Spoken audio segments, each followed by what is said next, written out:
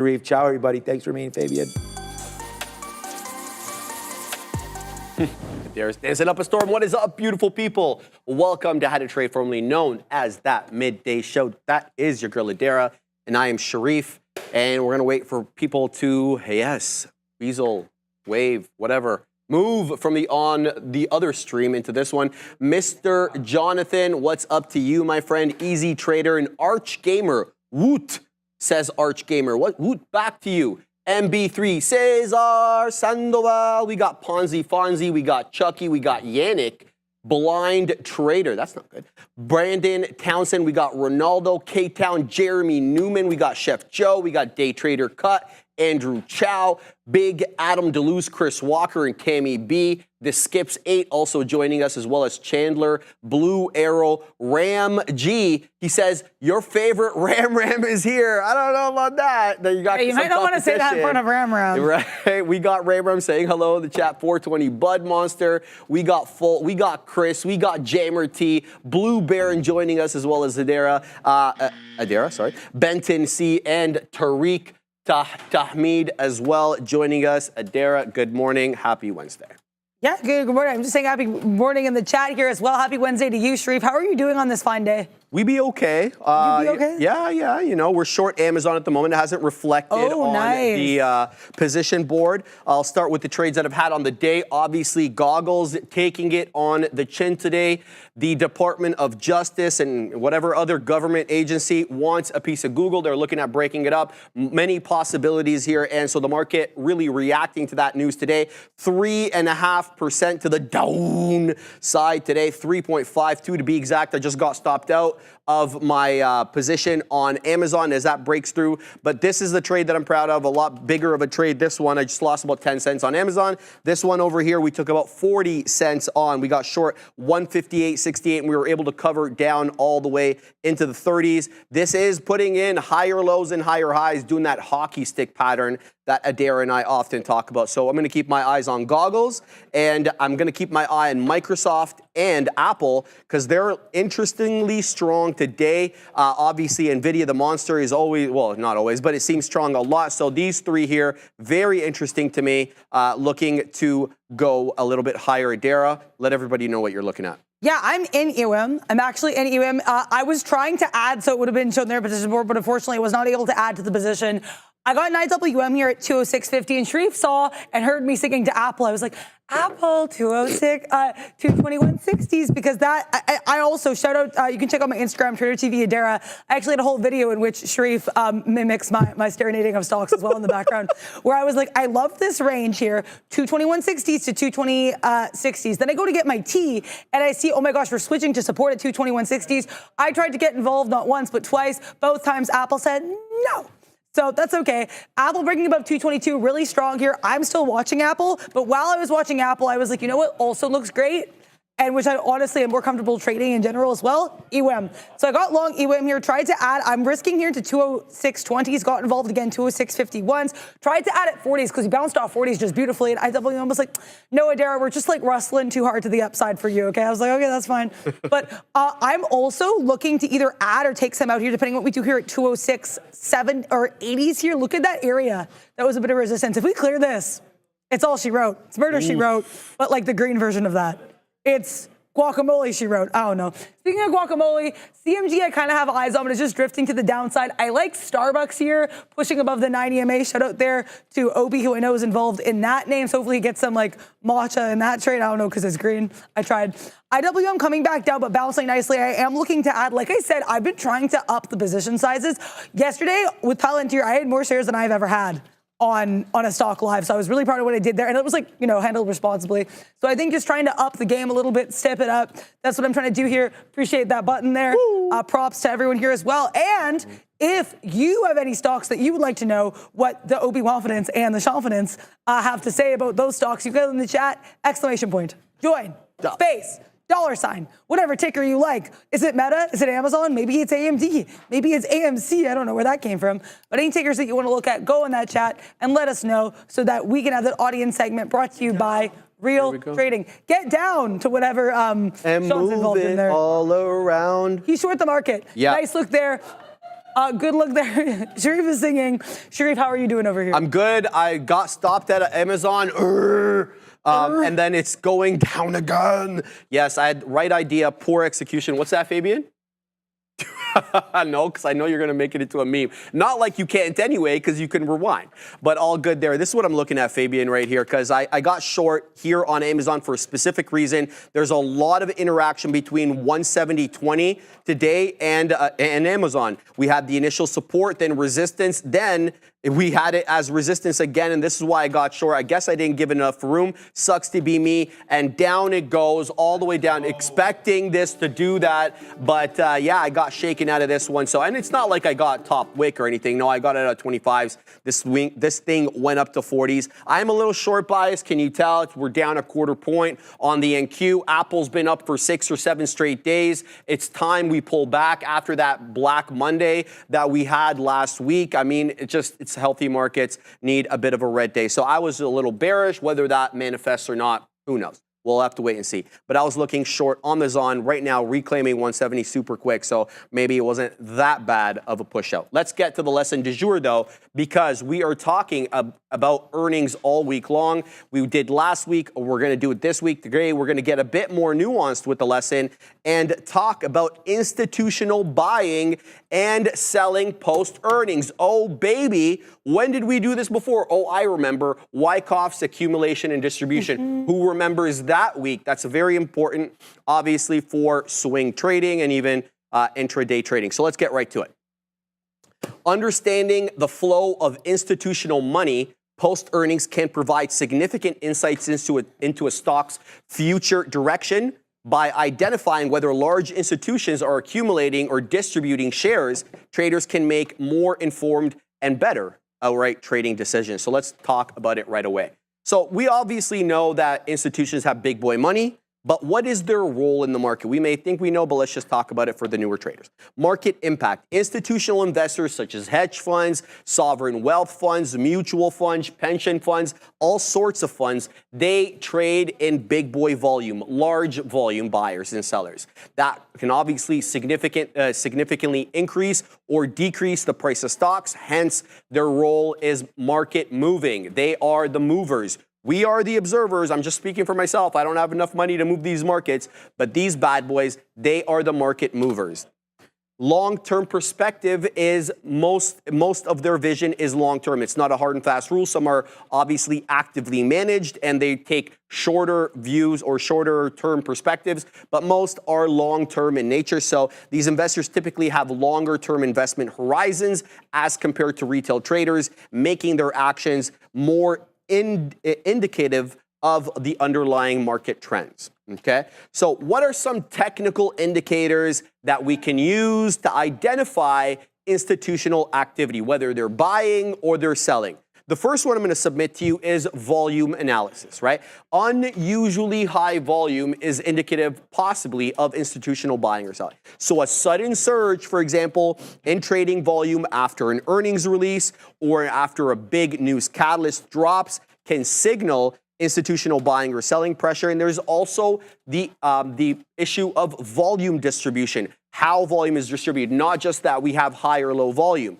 Analyzing how volume is distributed throughout the trading day can provide clues. For example, if you see heavy volume in the early morning hours, it can indicate institutional accumulation. I would submit to you as well that we really need to be very focused on the market on open orders and the market on close orders. Yes, institutions can have buying programs running all day, basing their trades off VWAP or whatever the algo is set up to do, but oftentimes, the large share of the buy or the sell comes in the market on open, the MOO, or the MOC, the market on close. And so basically we need to keep an eye on the opening and closing print. Price action and volume also very important here.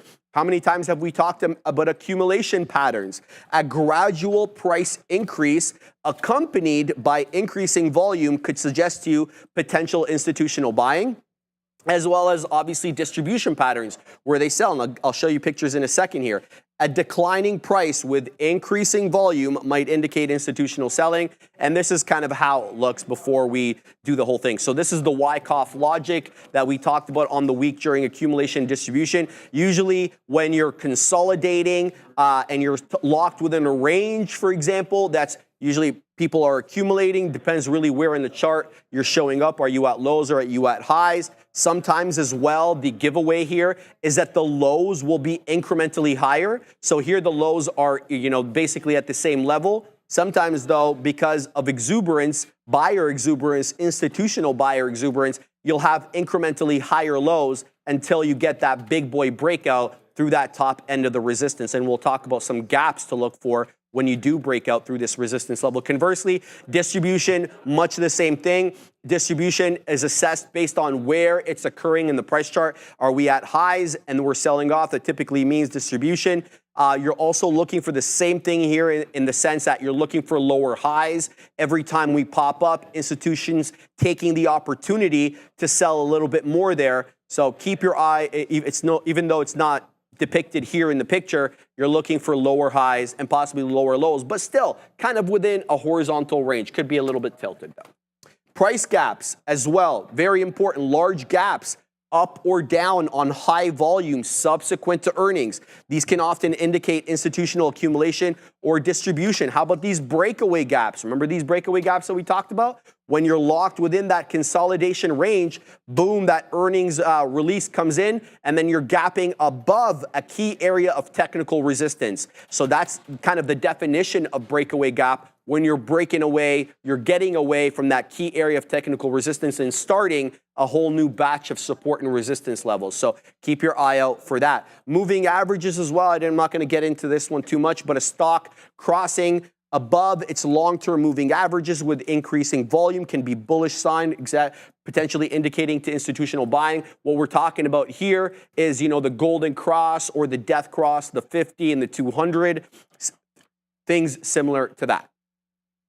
But that's not the only way we can gauge institutional buying or selling by keeping an eye on these technical indicators. The options market is often very good as well in order to gauge that. So options flow becomes quite important here. And specifically what we're looking for is unusual options volume. So a sudden and unexpected surge in options volume, especially out of the money options can indicate large institutional positions.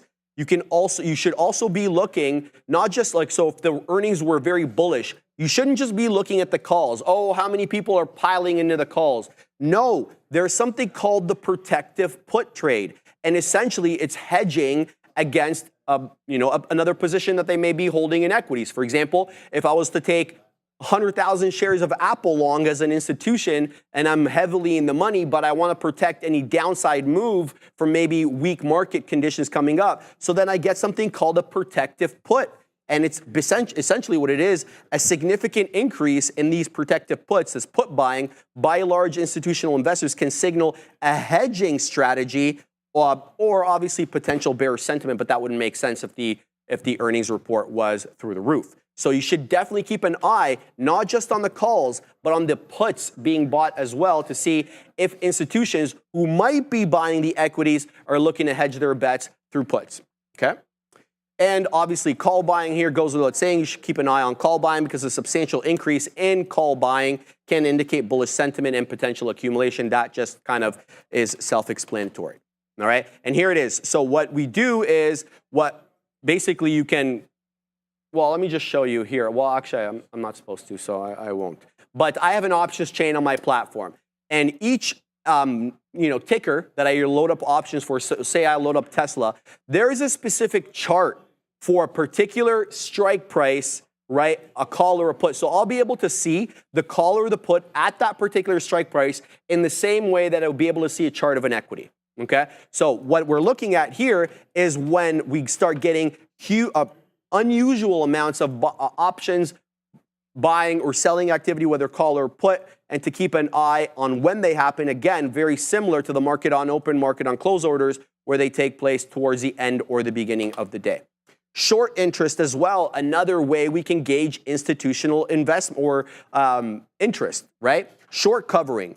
A rapid decline in the short interest after a positive earnings report can suggest institutional buying to cover short positions, for example. And there's also the increased short interest. A significant increase in the short interest following a negative earnings report might indicate institutional bearishness. And we always have trade ideas in order to tell us exactly what the short interest is, but sometimes is depicted as a graph. So you'll be able to see what the percentage of the float is, what the percentage of the float is shorted, basically just on the graph like we would look at anything else. So another thing to keep your eye out on there, the short interest. And then this is a particular short interest for BRLI, not like I know who they are. The 13F filing as well, very important here. Not technical, it's more fundamental, but it's something to keep an eye on. So this is basically, you have to review the quarterly filings by institutional investors in order to identify their holdings and potential trading activity. So basically, when a company that's regulated has to report every quarter what they're holding in terms of investments. Here's an example for, I don't even know which company this is. It doesn't even say their name, or does. It doesn't really matter, does it? Because this is kind of what it looks like there. So you'll see the name of the issuer, the company they're involved in, how much they have in terms of value, et cetera, et cetera. And you can basically see what their new positions are, the things they added, things they removed based on their quarterly filings on the 13F. But we also need to preach caution and, alert you to some considerations. False signals are an ever-present danger in the trading world, so it's essential to consider other factors such as market trends, economic indicators, company-specific news when interpreting, this institutional activity. And we also need to be mindful that a lot of the data that we're getting, whether short interest, whether the 13F, is all delayed. So delayed reporting is an issue here. Institutional trading data often has a delay, so it's important to use this information as a confirmation rather than as a primary indicator. And, we're always on the lookout for market manipulation because it's an ever-present danger. So we need to be aware of the potential for market manipulation through fake volume or misleading order flow. I'm not really sure how you fake the volume, Adara, other than just buying and then that's immediately odd. Selling. But yeah, apparently that's possible. So that is the lesson. And yeah, what's the look? Yeah, you've heard of fake love by Drake, but now fake volume by Trader TV. No, I'm joking. But yeah, thank you, Refrain, for going over that lesson, preparing that lesson. Really appreciate it there. Shout out to the mustachioed man to my right. And if you want to see said mustachioed man gesticulate wildly at the green screen at 2 p.m., exclamation point, join, space, $, whatever ticker you want to look at. Maybe it's C-poop to resuscitate a joke that was already resuscitated yesterday. Maybe it's Amazon. Maybe it's Chipotle. I also need to talk, because I'm sure you've seen the position board, and maybe you were like, with some of these IWM trades. So I've said this in the past. I find, for whatever reason, I'm very in tune with music, and sometimes I'll have like a song in my head, and it's like somewhat premonition about, it's predictive in some way about like the market or trading. Is that weird? Sure. Is it a little biased? Maybe. But anyways, so this morning I had Chanel by Frank Ocean in my head, and of course that song is a C on both sides like Chanel, so I was like, maybe we're going to be a little bit long, a little bit short. I've already done that here in IWM. I want to talk about it because I had confidence in all of these trades, and yet I have flipped direction slightly wildly. Initially, I was long here. I like that long at 206.40s. I added, or 50s. I actually added into it, okay, right? Then I got out, and to be clear, I'm a little bit upset at myself for how I followed these exit rules. I was supposed to be waiting here at that 206.25s. I got out as we got into 30s because I didn't like the violence on the book. Whatever, trust yourself, fine, okay, Adara, cool, move on. But why didn't you actually wait till 25s? Instead, that's a 5-penny difference. So I'm going to be definitely risking a little bit more here with this long. Now, then why did I go short? Because I go short because I get out, we come right back up, and we're really flimsy here around 50. So I get short, and I say, if we break below 40s, you're good. If we break below 30s, you're even better. If you can't break below 30s here, Adara, that's a higher low. Get out of Dodge. We could not break below 30s, took like 10 cents on the short. It was a much smaller position, right? Then I got back in the long because I was like, oh my gosh, Adara, higher lows. This is still a bull case across the board here. So I did get back in the long. Now you might be like, why did you take profits here? Part of the position. I took profits a part of the position because I was like, you know what, honestly, like I said, the trading's been a little in IWM. I stand by the long now. Clearly the mind has been made. We did see on both sides, like Chanel, but right now, the only, I would like this ocean, the motion, the ocean, the change in the tide here to continue. Shout out to Frank Ocean there, to continue to the upside. I will be adding to this position if we get nicely here into 80s. I don't want to add all willy-nilly. I think part of why I left the long as well is I don't like where I added to that position. Like I said, I'm happy I'm trying to add more. I'm really happy I'm trying to get that position size up, but I need to be adding in areas that make sense. For me, the only area that would make sense to add right now is if we get above that 206.80s, because that shows, hey, we're actually here to the upside. If we keep making higher lows, I'd be tempted to maybe like add a smattering of shares here too, but I don't want to add in all willy-nilly. That being said, if you have the confidence, you have to go for it. You have to trust yourself, believe in yourself, have the confidence, deliver that verdict to make that trade. Yeah, I know. I always set it up a really specific way, so it makes sense. Google says, Jamwell, if you want to vote there, go ! Join space, $ Google. But I will look at Google for you because I know that Sharif was looking at Google. Google was also one on watch here with the DOJ.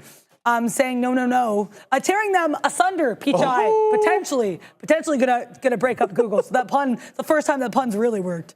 But yeah, so I was saying, Sharif and I said this actually in unison, the hockey stick pattern here on GOOGL. I think if we break below that 157.80, this is a great look because even on the 5-minute chart, we really don't have higher lows here. Like, not to compare it to IWM, they're very different, but the charts here both had to move down. And in IWMs, you see higher lows. Google, you see a little slumpy slump below that 90 MA. GOOGL would not fill me with a ton of confidence in a long, other than the fact we're holding that 158.70 area. But then again, the way we're holding it, 157.70, we're holding this so well, though, that sometimes when you've got that move down, I think if that thing breaks, it might break pretty intensely. Another name I'm looking at here, and this is really random, and I want to preface this, was I could not find any stories on this. Bless you.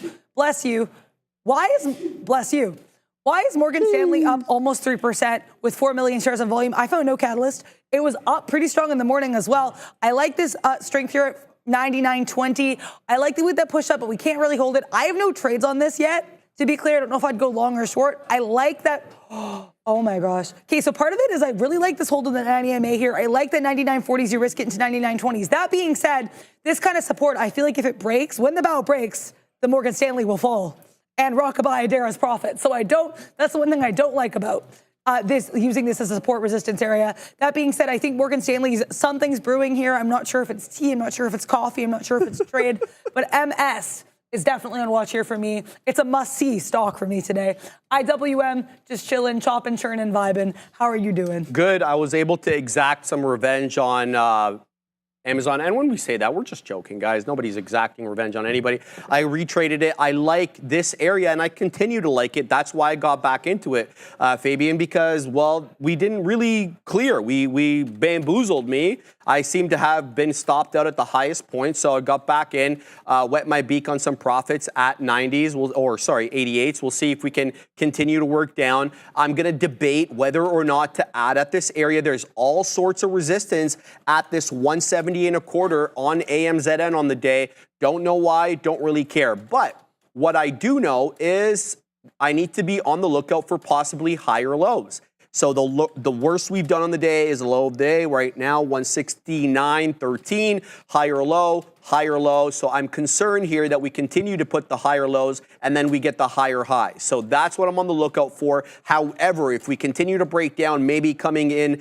to the 70s or 60s, that makes us a newer low, and then I'm a little less concerned. Right now, we're zagging at 170. I've already wet my beak. I'm looking for a move down. Here's what I'm seeing on the 5-minute. And maybe it's a bit more clear on the 5-minute, not sure. This is, this to me yells bearish. It really does yell bearish. However, the other side of the coin is, and I know I always look at multiple sides of the coin, this could be an inverse head and shoulders, right? We got the down move, we got the left shoulder, we got the weird head, and then we got the right shoulder here. Right, I'm kidding. Yeah, right? You're not judging its head. No, I wouldn't do that, Adara. So if we get a decided break through this neckline, I would submit to you the neckline is somewhere between 170.25 and 170.33, maybe the third being the high end there. We get that neckline break, that's good. And we got a downtrend preceding it. So sometimes you see what you want, not what's there. So that's why I'm accounting for multiple different possibilities. I may be interested in adding at the $0.25. I may not. It really depends on how the future's moving and how Amazon is moving at these levels. So right now, 1 for 1 on the Zon, looking to get a little bit more. I feel this is a downtrend, but it could absolutely move up. And right now, when I look at said market, you've got the likes of Apple moving up. Softies moving up. Meta is on a very clear uptrend. It's about almost $6 off the low, $7 off the low now, $5.25. Now we're touching $5.32. So there is some strength coming into the market. Looks like Tesla, looks like Google are gonna, be the laggards on the day. Both have negative headlines today, so we'll continue to watch that. 2.89 for the Cybertruck, and I don't know why is Goggles not showing me the percentage? What's going on over here, Goggles? 3.47, almost 3.5% on Goggles. Now, Tesla and NVIDIA were very strong yesterday, so we could see a bit of pullback today in Tesla. I think that would just be, normal stuff. That 200 level is awfully interesting on the day. Right now, it was a definite defend, 199.81. So basically a $200 hold.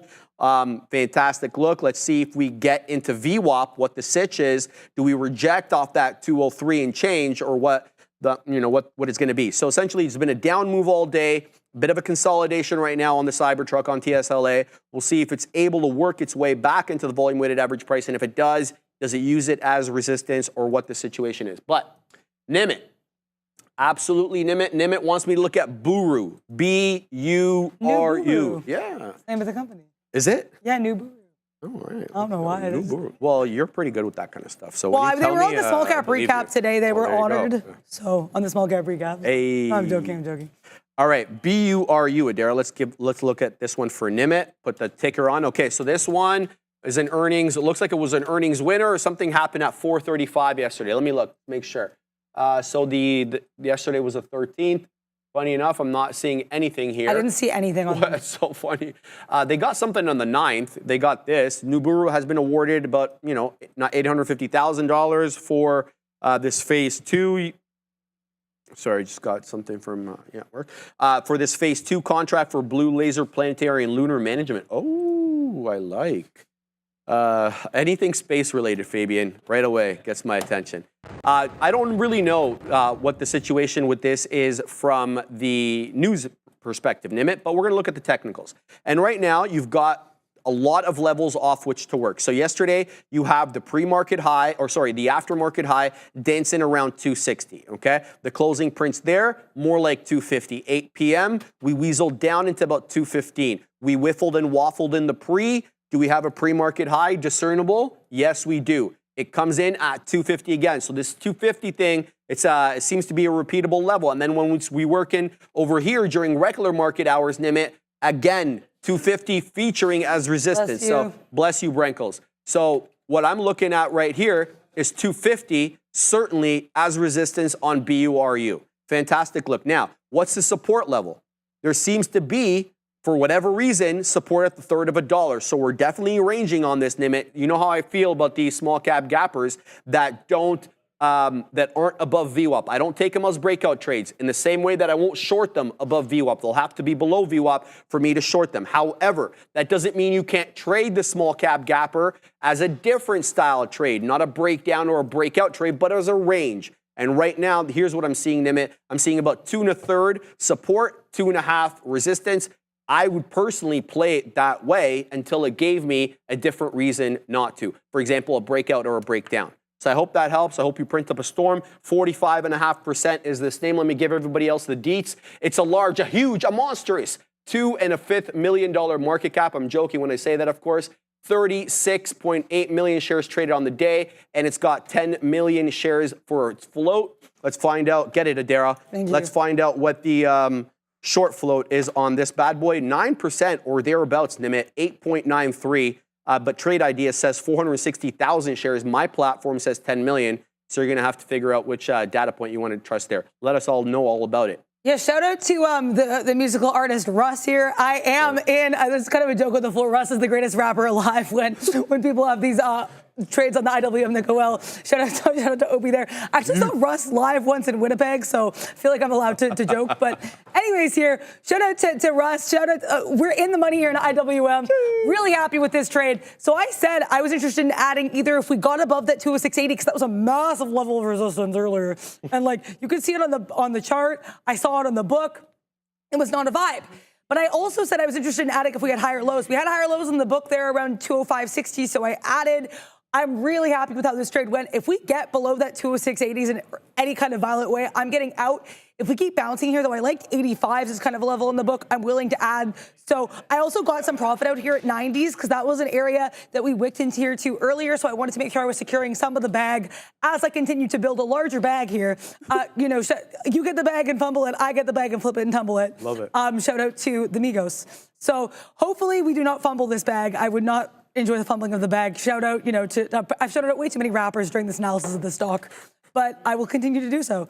Lumen here. Let's see what's Lumen and Lumen, because a lot of people here are mentioning Lumen in this chat. I always forget that Lumen's an NY name, and I don't know why I forget about that. Also, Intel broke up a VWAP, but I was trying to get filled in that. I've tried now twice, and Intel's like, no. You're not intelligent enough for me. I'm like, oh, sorry, Intel.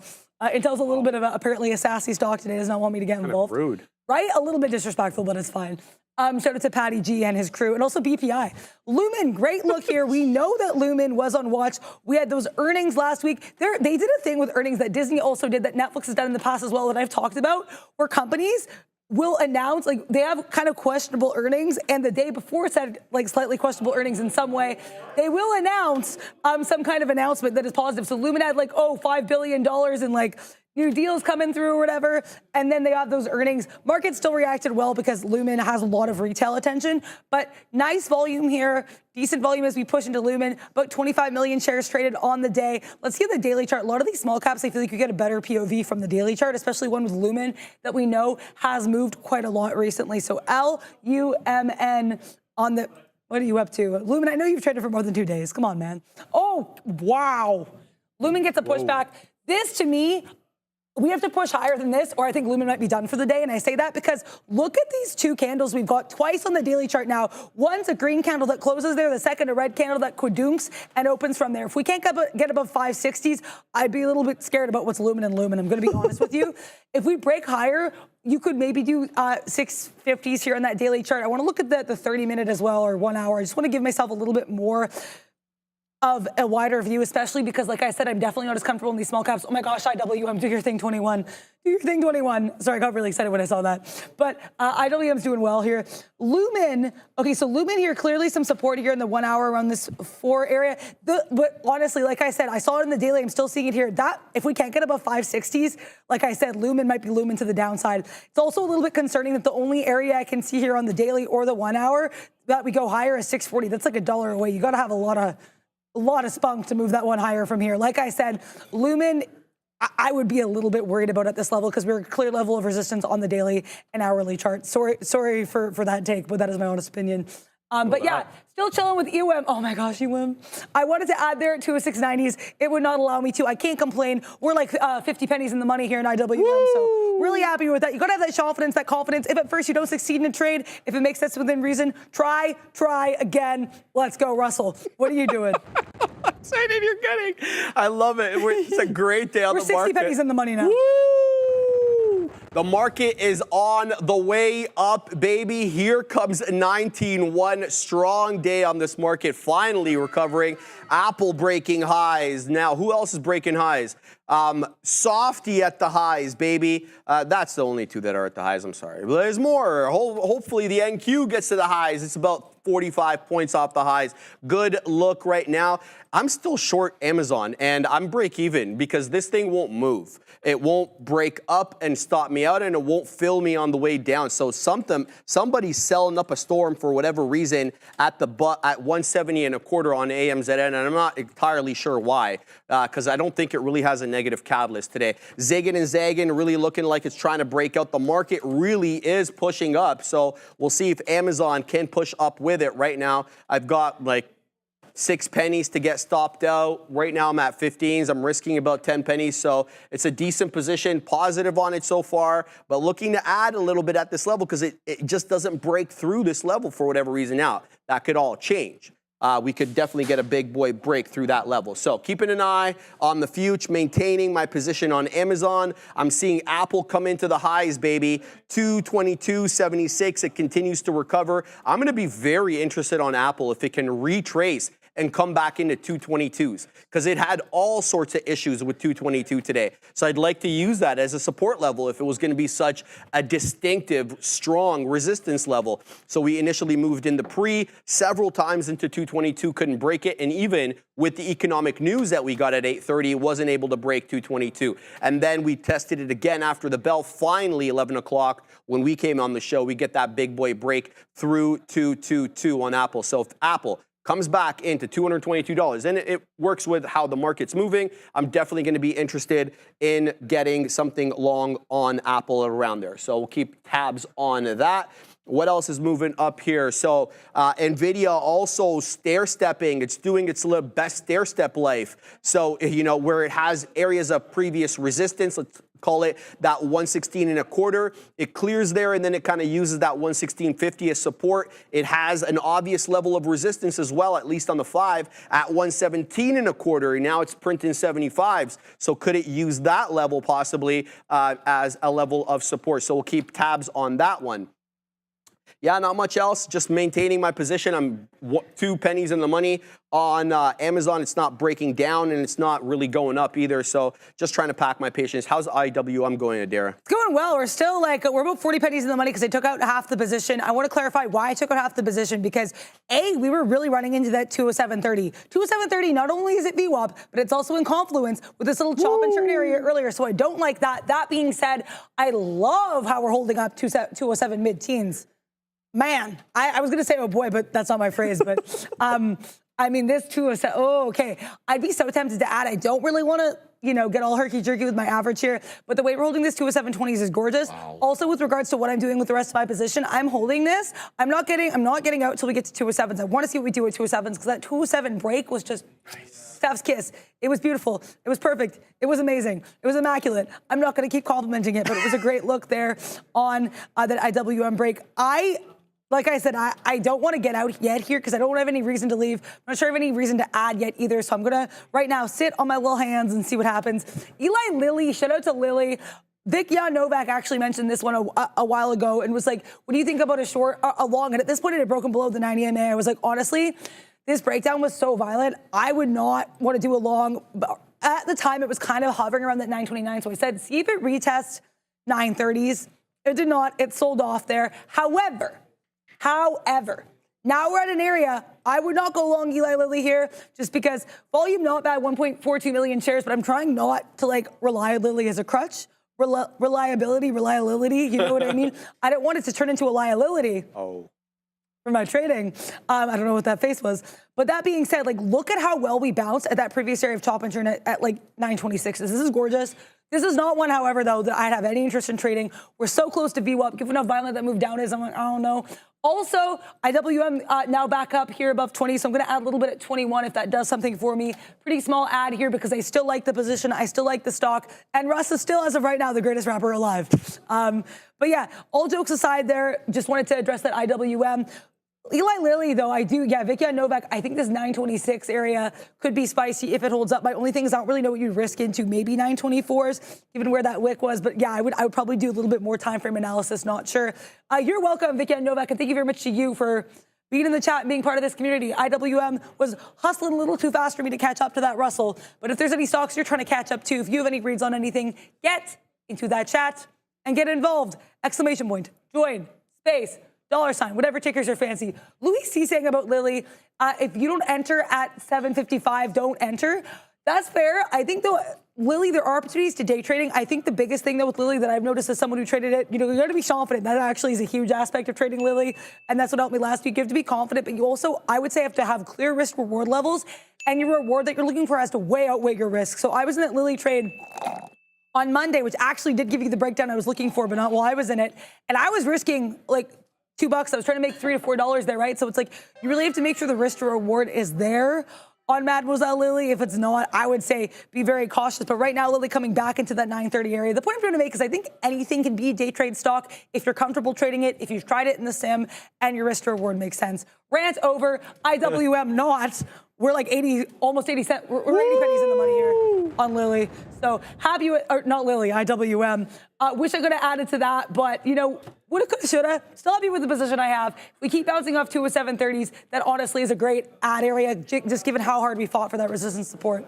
How you doing? Good. I mean, it took several outs on Amazon, got back in here to play the range. Oh, now it's breaking above. So we're going to have to get out here for breaks 30. So keeping an eye on this one. So this is going to be like the second L here we've had on the Zon. We'll positive on. Let's see if it breaks down. Yeah, the market's headed up. Okay, so I'm going to stop trying to short Amazon here and trying to take the market long. I just gave back some of the profits. No, but we'll try to figure out something again over here. But yeah, I know it's all good. I love it. Yeah, it's a show, right? So we gotta have to be entertaining. I enjoyed it. Willis Addison, $2 super chat, silently brought AMAT 205 calls last week near 191. Shout out to you. Not like I know anything about AMAT, so just leave that to you. But keeping an eye here right now on Amazon as it's breaking through 142. So I'm trying to figure out, look, this, I was trying to say possibly inverse head and shoulders on the way down. Now it looks like it's breaking through that neckline, but not in the way that I expected. So I'm going to pack my pace. I don't think this is the right one to take long. If there is going to be market strength, there are stronger names that I can take, like NVIDIA, Apple, or Meta. Sorry, yes, I forgot about Meta. And Microsoft as well, just printed highs. So that's interesting. Also, Google right back into VWAP. This is interesting. 159.50 as we're at 1,950 on the NQ September contract. Google's been all sorts of weak today. It's putting in that umbrella pattern that Adair talks about. So now changing from the hockey stick pattern possibly into the umbrella pattern. They're both bearish, so either way. They're both bearish, yeah. So let's have a look here at goggles. 159.50 is where I'm looking as a possible area of resistance. We're gonna, if we get in here, we're gonna have to give this one room, obviously, to the downside. So that's exactly what I'm gonna do. I'm gonna get in here initially, and then we'll look to wet our beak, possibly, if it does work its way down a little bit more on Google, as it just got into the volume weighted average price and did a bit of a rejection there. Already printed on it a little bit here, but I definitely want to add more. I'm gonna send more orders up into the 40s, I believe. There we go. We'll sit in the 40s to get possibly short there to take advantage of any weakness coming in on goggles around there. So we take that short initially, took it short again.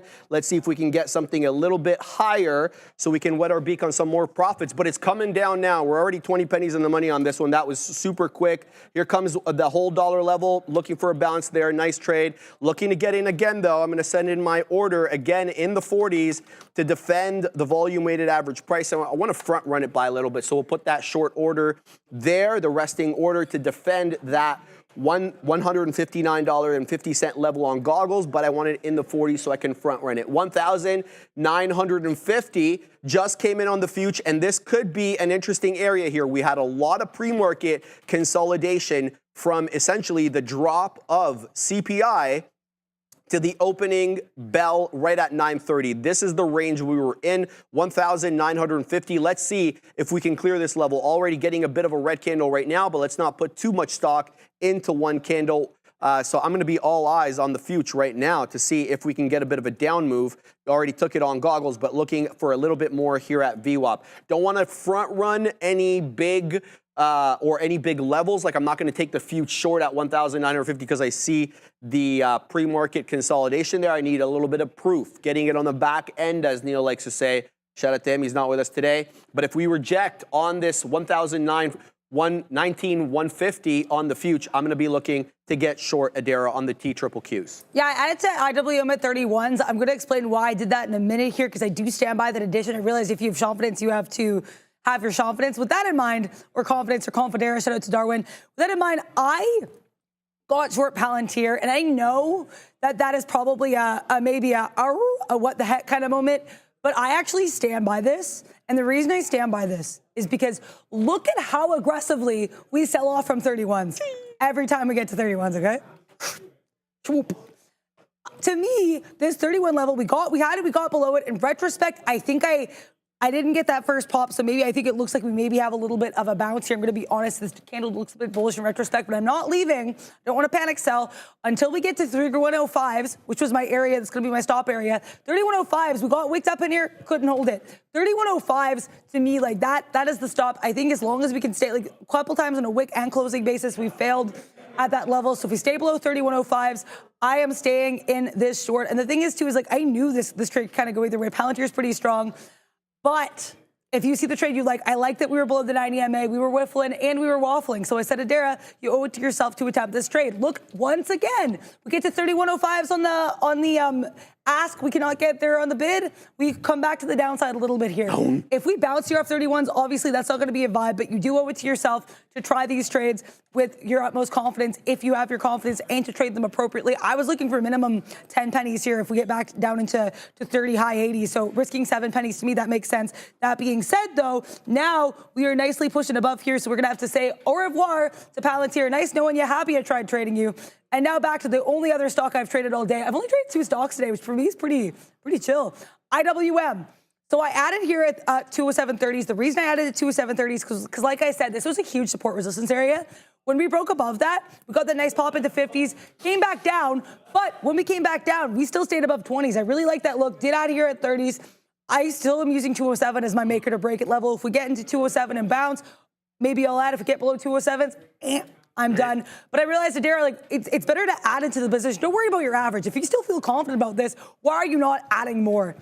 And I said, I don't have the answer to that. I'm not adding any more right now. My 2 levels now are 207.80s and 208.20s, and those are clearly, of course, the support resistance areas that you can see here on this chart that came into play a little bit on some of these time frames. So got about 40 pennies to one of those, 80 pennies to the other one. Have no idea how this IWM will continue to rustle or continue to hustle. But we'll have to wait and see what happens. Really happy with where I chose to get out of Palantir because that dude pushing higher. Long punt apparently here. Lily, apparently we've got Victor Jan Novak trying to take a long try on Lily, doing Call Me Crazy, which I'm guessing reference to your iconic Call Me Crazy. But, you know, I wouldn't call you crazy. You gotta try what you have to try here. And I do think, like I said, I like that support at 926. I do stand by that opinion of liking support at 926. That being said, like I said, I still think getting above 930 would be a nice little confidence booster, but we're clearly holding nice support here at 926 on the lilied one. Let's see if there's any other on the medicated one. I'm joking. I mean, it is a pharma name, but let's see. They just got a nice little price increase today. Price target increase from Berenberg. Oh, wow. Jeez. Oh, no, Mike.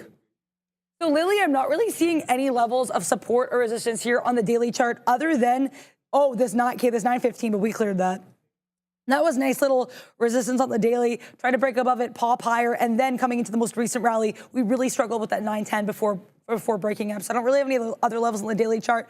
Bit of resistance here at 934. Oh, never mind, I take it back. Support at 934. 934. 2 bottoming tail candles here, right? Now, look where we start rejecting it, Lily. That's right, 934. High of day, 934.50. Lily in that 934 struggle is something I would note, especially with that daily level in the intraday there at 930. So I would definitely be keeping an eye on Mademoiselle here. IWM still above 207.30s. I really don't have much to speak of here. Up 30%, not 30%, up 30 cents there in the average position. Please just punch.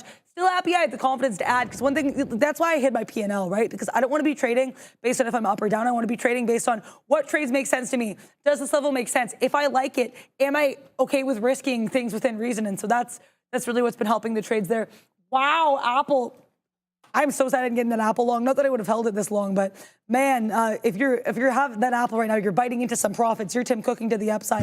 That 222.40 level. Nice look on the former dead one right now, pretty alive. How are you doing? Good. I've got a couple of orders set out right now. I'm looking at getting long on Apple at 220. That's still ways away, but I'm looking to get short here on goggles if we come into that volume weighted average price, and we're awfully close. So it looks like my order may trigger quite soon, and there it is. So now we're short at VWAP, even though the market is headed to the upside. So here's what I'm going to say. This 160 level is also an important level. Even though I'm short at VWAP, the 160 160 level is going to be important as well. So I'm going to give this one about 20 pennies worth of room. Right now we're already out of the money as the market is moving up a little bit aggressively here. So I got to keep my eye on goggles. If we do get stopped out of this position, I will be very interested at the $10 level, that 160 level on GOOGL. I'm short bias goggles today, but we'll have to see if the market makes me pay for that or not. So right now I've got to set up all my orders. So we're going to look to here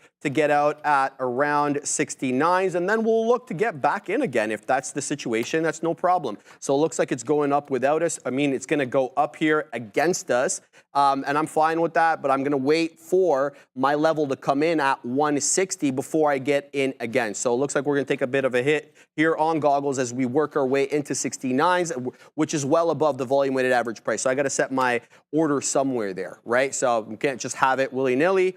I could hold this position against me into 160, but I don't think that that's the right thing to do. I think that getting out and then getting back in at the level that you like, and there we go. We get stopped out of this one as we lost 20 pennies right there. Actually more, about 25 pennies right there super quick on GOOGL, and that's all right. So we're going to keep tabs at 160.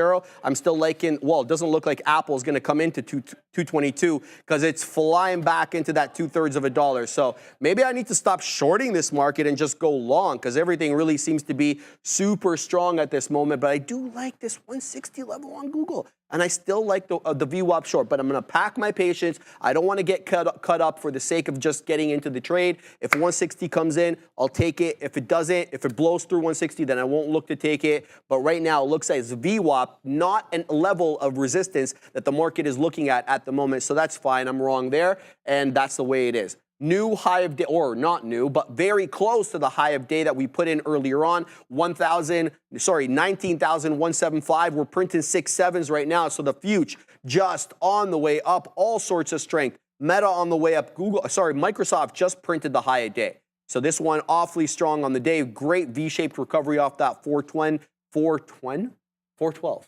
445 up into 417. Yeah, we'll make up words. Yeah, we have no problem making words around this here. is what this desk is about. Right, exactly. So I'm going to keep my eye on Google for 160. I'm keeping my eye, obviously, on Apple at 220, but that doesn't look like it's going to come in now. Apple did a really good 10 exponential retracement, but I was more biased for 220. I didn't want to be the first to jump in to that 10 exponential, but it did it really well. It held it to the T. There was no breach on a wick or closing basis of that 10 exponential on the 5, and then up it goes again, looking to touch the high day at 89. So I'm going to leave my order out to defend 222 because it's such a solid resistance level, support level, previously resistance. And if that's the case, that's fine. So we'll keep tabs on that. It looks like Google is doing a bit of a topping tail candle, not really topping tailish, but finding some resistance at this level. I'm still biased for 160. Gonna keep tabs on that.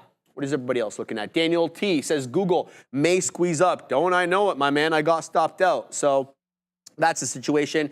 Daniel, I'm going to look, again, as I just said, at this 160 area. We'll see if that ends up being a resistance level or not. So going to keep my my eye on that. Let's look at some small cap gappers. I know Adair was talking about LUMN. It looks awfully good at these levels.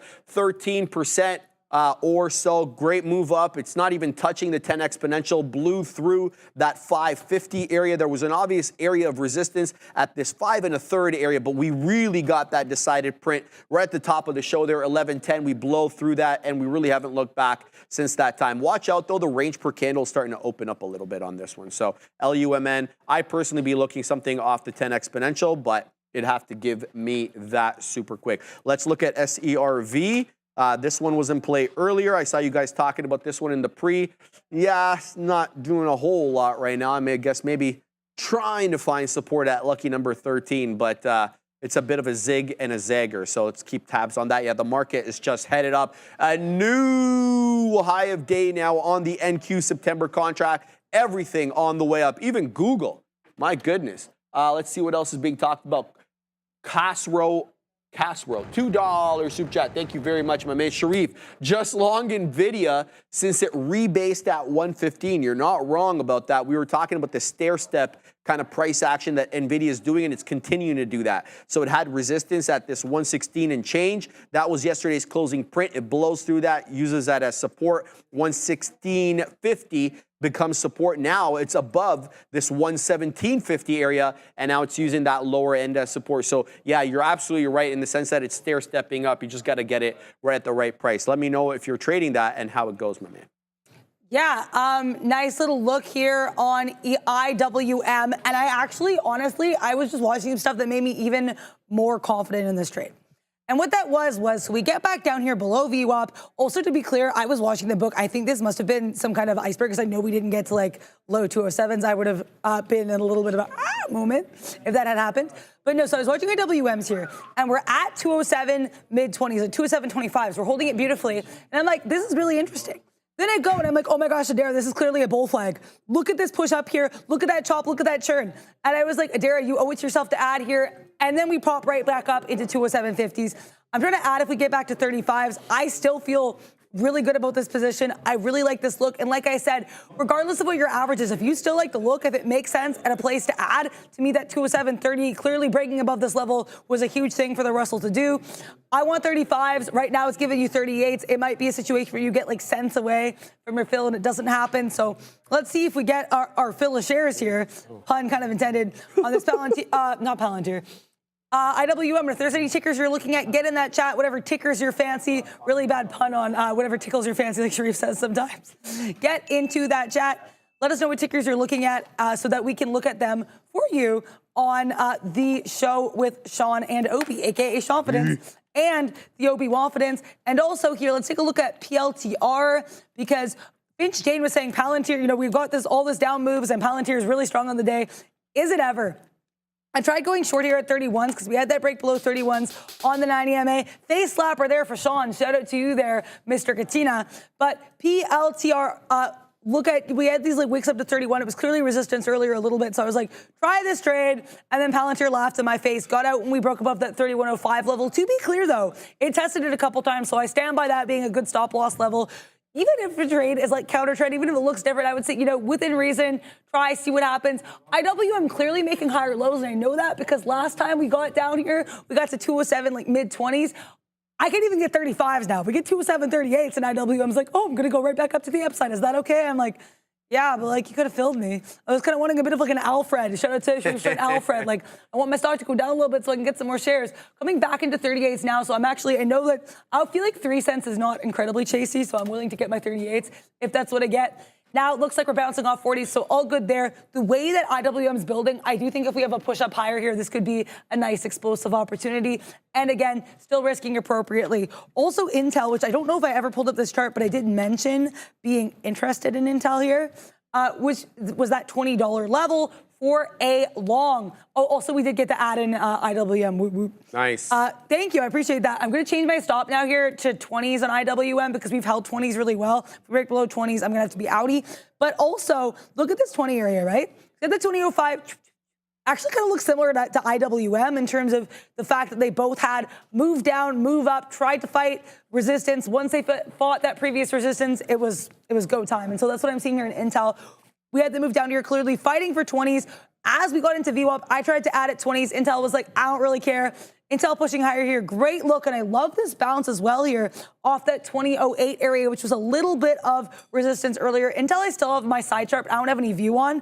But I also have some questions about Starbucks. Like, for example, does it have any caffeine? Would it like me to get it in espresso? Would it like me to get a tea? Just tell me what you want, Starbucks, because this Starbucks looks like it wants a bit of a nap.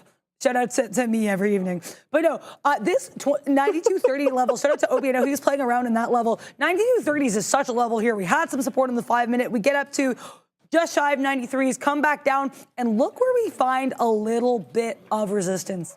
92.30s. If we break below that 92s, man, do I love this as a short. Do I want to short this market? Not especially as the Qs reach a high. But, you know, one thing that Neil said to me is if you have stocks that are moving antithetical, like in a way that is antithetical to the rest of the market, you have to keep an eye on that. You have to be aware of that. Starbucks and the rest of the market could not be further moving from each other. That being said, we did just bounce off 92s. I am tempted, if we have another failure of this 92.20, to short Starbucks. But I think this thing could get caffeinated at any moment. We know all eyes, ears, and sensory organs are on Starbucks there. Shout out to Brian Nickel. So I'm going to give Starbucks a little Because I would like, you know, they shout out to that video he did about portion sizes at Chipotle. I'm going to give Starbucks a little look. Because I would like Starbucks to give me a move here. I'm actually going to get involved in this short here. And I'm going to risk into 92.20s. We're going to start with a pretty, not a small position, but like not a huge position either.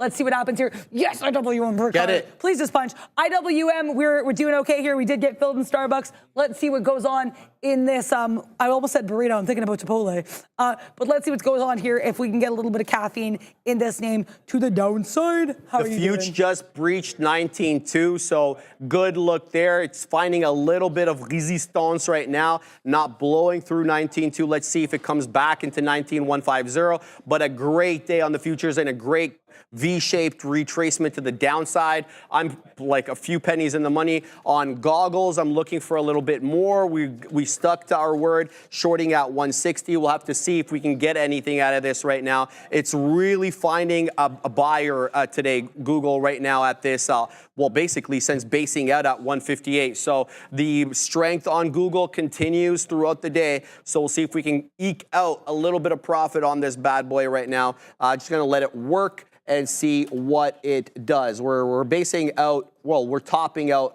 at 160, but there does seem to be of a bid every time we dip into the low 90s, high 80s. It's stepping up and it's getting bought up. So I don't know what's possessing me to want to short incessantly today, but I don't know. I just feel like every time we get into these levels, we need to short a little bit. Yeah, it could be Big Spile Burdette influencing me, Ram. He's seeping into my mind there, all his short biases. No, I'm just kidding. Of course, we can't. That was good, Ramin. That was pretty funny. Well, he took Tesla along yesterday for like a $100 winner, which was really good. So shout out to Big Spile. But yeah, most of the time, Ram, you're right. He is short. Willis Addison, another $2 super chat. Willis, thank you very much. Swing into Indo and aim out with NVIDIA. Dip by printing. Print up a store, Mr. Addison. Indo, we traded a little bit the other day. Aim out, I don't know too much about. I just know it's a microchip name. But INDO, good energy name there. Indonesian, I believe, energy group. Yes, good look. Off the highs that we were trading it was in and around 490, but definitely not really breaking that key area of support. I'm talking about that 350 level where it had been able to hold up above. In fact, three and 2/3 right now, seeming like that's the level. So great trade for you, Willis. Obviously, energy in focus right now with the Middle East back in focus. I mean, I don't think any of us really want higher oil prices, but that seems to be what we're going to get if the belligerencies continue to unfold there. So obviously not looking for that. But shout out to you, Willis. Great trade there. We have another one over here. Spot Pod. Google doesn't care how you feel. It really doesn't. You're absolutely right. Who else? UVAD. Great. Bears versus Bulls will be making a lot of money today. Simple trapping in the Bears. Shout out. Yeah, hey, man. I'm one of those people because I keep shorting for whatever reason. What are you saying over there, Katina Man?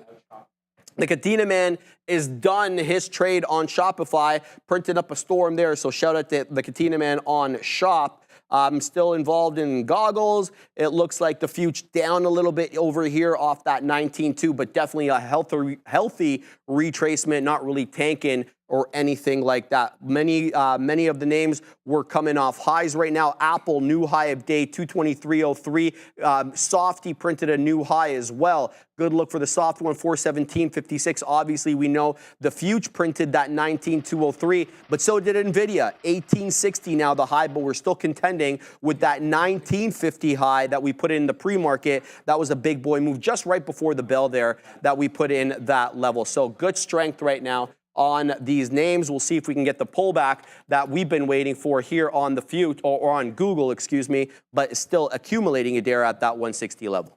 Yeah, so Starbucks, I honestly did exactly what I wanted to. We failed at 92.20, not adding right now, but staying in this trade. Might still be a range, but happy with where I decided to enter. We'll have to see how things go in Starbucks. As I said, my stop is 92.20. So let's see what happens. Bless you. IWM, though, okay. Keep it down, Ram. Wow, IWM. We bounced, we pushed up here near 207.60s. I was trying to get out half this position there at 207.80s, which, as I mentioned, was a clear resistance support area from earlier. And then I said, I was like, Adair, you got to move up your stop as the stock moves up, right? You got to have exit rules, things that make sense. 207.45s, I was like, if we break below there, you got to leave, Adair. That was a clear support area from earlier. We get to 207.45s and we bounce. So I was like, okay, IWM, do you want me to stay? Like, I'll stay. Cool. Thank you. Appreciate it. 40 pennies in the money right now. One of the larger positions I've ever taken in something like IWM live. So really happy with how that is going. Starbucks, definitely, again, still eating some espresso. Not as boring as that Nike trade yesterday, which I was joking with Sharif. That thing did a whole lot of nothing. And then it's funny, the second the midday ends, I got out of that Nike, by the way, because I realized I stayed in the Nike as we ended the show, so I never really got to say where I got out. I got out a cool flat $0.00 in that position because Nike did nothing. And then, of course, after I leave, it does the move down that I was waiting for. So good look there. But let me pull up, I'll pull up the 5 minutes so I can show you guys what that Nike did because I was like a little bit like, sad about it.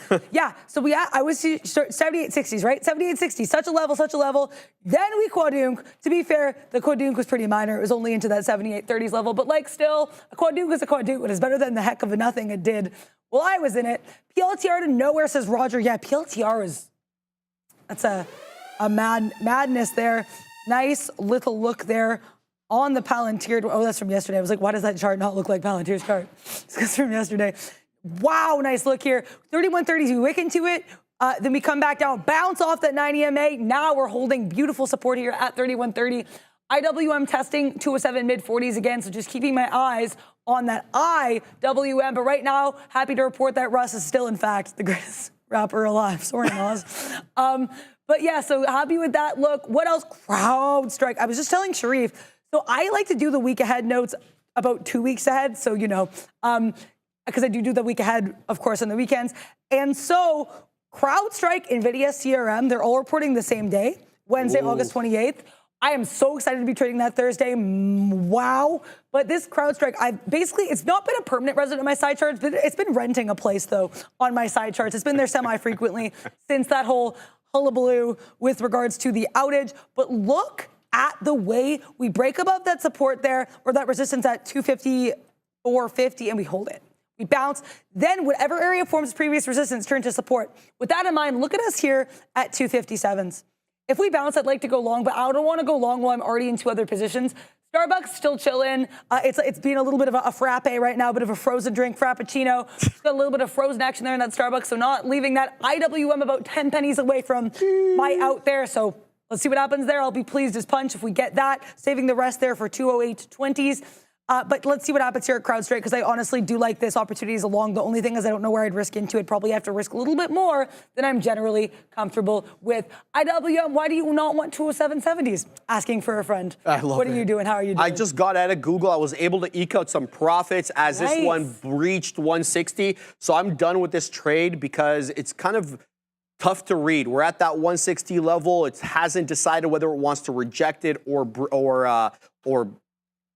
breach it, I guess. So I'm just going to stop guessing with this one. I knew that 160 was going to be a level, just unsure how it manifests. So this one actually got up about into that 15 penny level, I guess, to stop everybody out. But I don't think it's made up its mind, quite frankly, because it's a little bit below, a little bit above. I think it just behooves me to leave this one alone since it hasn't decided, and then we can revisit it once there is a discernible trend with this 160 area. It didn't hold up at VWAP the way that it's holding up at 160. So I feel there may be a trade here. I just don't have to be first to the game. And this one did breach. So I'm less inclined to want to just get back in super quick. But good look on Google, 160, looking like it's coming back down. And it just finished printing a topping tail candle, which is actually a little red. And here's what I'm looking at. I know I'm looking at the minutia here, but this is intraday trading. So what can we do? Topping tail through 115, right back down. If this closes in a topping tail format, that will be really good. And then we could take this bad boy short. Again, we don't need to be first. We just need to be able to discern the trend. I apologize for the wicks there. It is a little bit distorted. I'll fix that in a second, though. Topping tail through 160. Here comes 182. So we are getting some weakness here on goggles. Not bad as we get a pullback in the future right now, dipping into 75s. And that's pushing goggles back down below 160 into the low 80s. Come on. What's the situation here? Is this a healthy pullback or what? Tell me. Whisper in my ear, market. Let's go, mother market, as Obi likes to call it. It's a healthy pullback. I'm joking. I don't know. Lily. Apple. That's literally how I talk to stocks off camera. Like, no joke. Yeah, no, it's funny. She walks back from the big desk. She's like, Lily. Or we're not yet. I'll show you. I'll take you on. So that's the situation. Still keeping I can't stop looking at this 160 level on Google, but it's just dazzling me over here. Let's look back at Apple because I still have that order sitting there. Apple at the 10 exponential on the 5. Again, last time it did that, it did find a bit of a bounce, but that's the second time it's visited it super quick. So do we get a bigger, I think we get a bigger move down the market, maybe into that 150 level, 19,150. If that's the case, is that a long? I'm asking myself these questions. I apologize. Yeah. We like rhetorical questions on Yeah, right? And they're not even really rhetorical. I mean, if the chat wants to chime in about it, absolutely. I'd love to hear what they have to say. Right, so we're going to go along on the dead one over here and see what comes in. We'll figure it out. So nice move back up right now on the future. Let's see if the dead one can move back into, and the dead one, I mean Apple, guys, can move into that 75 penny area. Good strength today on the market. Let's see if we can get that continuation, Adair. Yeah, so I actually got out of IWM, and I want to talk about it because I'm very proud of the management here. I said 2,745 is holding so beautifully. If you get below that, I want no smoke. Got out of 2,745, 30 cents a share. This was like, honestly, like I said, largest position I've had since IWM, since going live. And also really proud because I held this. I started this long here. Where did I start this? Like, we started this like about 15 minutes into the midday. I started this while we were doing the lesson of the day the first time. So I'm really proud of how long I held this, trying to get better at adding and holding things. So please just punch with that. Now it looks like it wants to bounce off 2,745s again. I don't want to get back in this right now. I don't really feel like I have a reason to. We really struggled to clear 207.65s. I don't want to add in out of FOMO or anything like that. So I'm trying to breathe, trying to chill. Speaking of chilling, we have a little bit of an iced coffee trade going on here in Starbucks. The lowest we've dipped to this was that 90s area, so like 10 pennies in the money. I'm looking to add because look how many times we reject this 92.10s. This is beautiful. As I said, I'm risking to 92.20s. So 92.10 add, like I'm cool with that. I'm fine with that. So let's see what happens here. I'm okay with the position size I have, to be clear. But like I said, one thing I'm learning, and shout out to Sean for talking about this a lot this week, if you're confident in a trade, you have to show that confidence by having size within reason. You know, Sean and Obi were talking about this today. Like, if you believe in the position, if it makes sense, you want to bulk up. You want to make sure that it's a size that I think reflects the confidence you have in that trade. And that's why some trades, like when I had that IWM short very briefly, which actually did work out, but it was very brief, I had way less shares on that because I was still thinking it might have been long, which it ended up being, right? So I think having size that makes sense, we did just get filled there in that SBUX. This could be a bit of a pop here as we get a bit of a bottoming tail candle on those Qs. So let's see what happens there. You know what? Also, speaking of futures and Qs, I normally, and I know I've said I don't like trading the TQs, which is kind of a weird statement. I feel a lot more comfortable with the SPY. That being said, today when I was at the big desk and I was looking at the charts and the patterns and whatnot, I was actually like, I like the Qs better today because the Qs were on this beautiful downtrend and then on this beautiful uptrend. I actually want to start a position here on the Qs. I like that we're holding this 35s. So we're gonna get in here. If we get, like I said, I'm always going to be a little bit more hesitant about using the chart on these futures because I like to trust my read in the book. That being said, for me, there's a really clear level here around 20s. It was some pre-market resistance. It was that beautiful support there in that bottoming tail candle. Is it weird to be long the future while I'm short the Starbucks?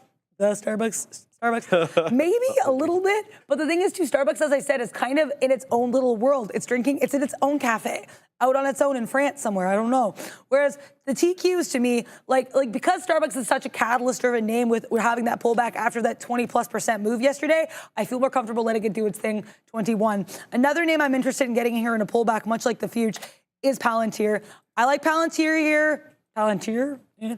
I like that I just don't have a really clear level at which to buy, but I like the look of Palantir. Let's see what happens here. Meanwhile, I'm going to be managing my TQs. And again, if there's any positions that you're managing, we do have a new segment, and it's brought to you. Oh, Sharif with the button. Okay.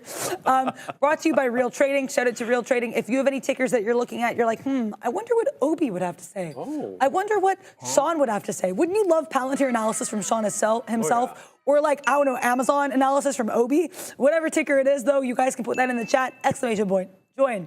Space. $, that ticker, and let us know what tickers you're looking at so we can let Sean and Obi know, and they can give you their views on that stock.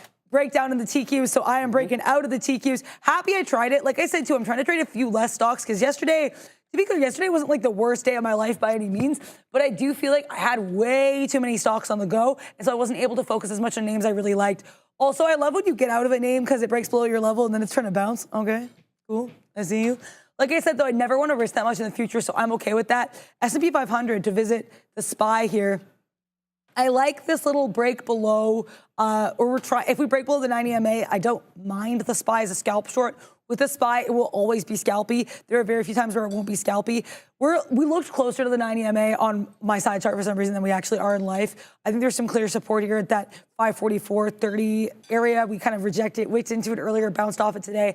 Nice look. I've got some stocks to look at. I haven't even looked at Morgan Stanley in quite some time. So again, an exciting day. Starbucks continues to just chill.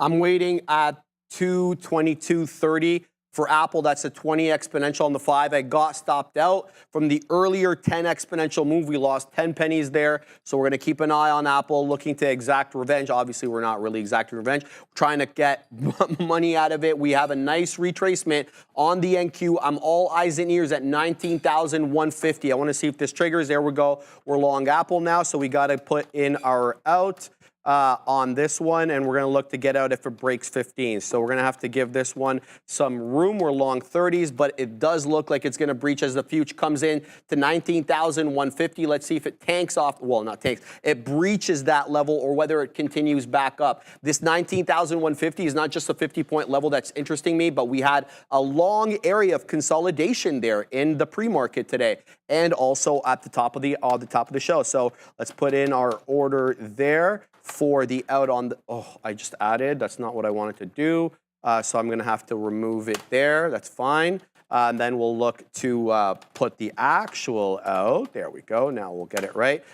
There, so now what I'm looking for right now is a hold of 15s. If Apple doesn't hold 15s, we're gonna go 0 for 2 on AAPL, but the future is really breaking down now below 19,150. So we do get stopped out of that level. Big move down on the future. Coming into 19,001, Apple also breached my level and then it's right back above again. So we'll have to keep tabs on that one as this one does get a nice move back up. Zigging and zagging right now is the future and these Mag 7 names, trying to pack my patience, wait for the levels to come in. I'm going to put it at this 222 level because this is the original level that we wanted. So we're going to pack our patience and look to take that one. 19,130, we're basically at the 20 exponential now on the 5-minute for the NQ September contract. Getting a bit of a bounce right now, but not much. You got multiple down candles right now on the Mag 7. Nobody's excluded from the move down right now.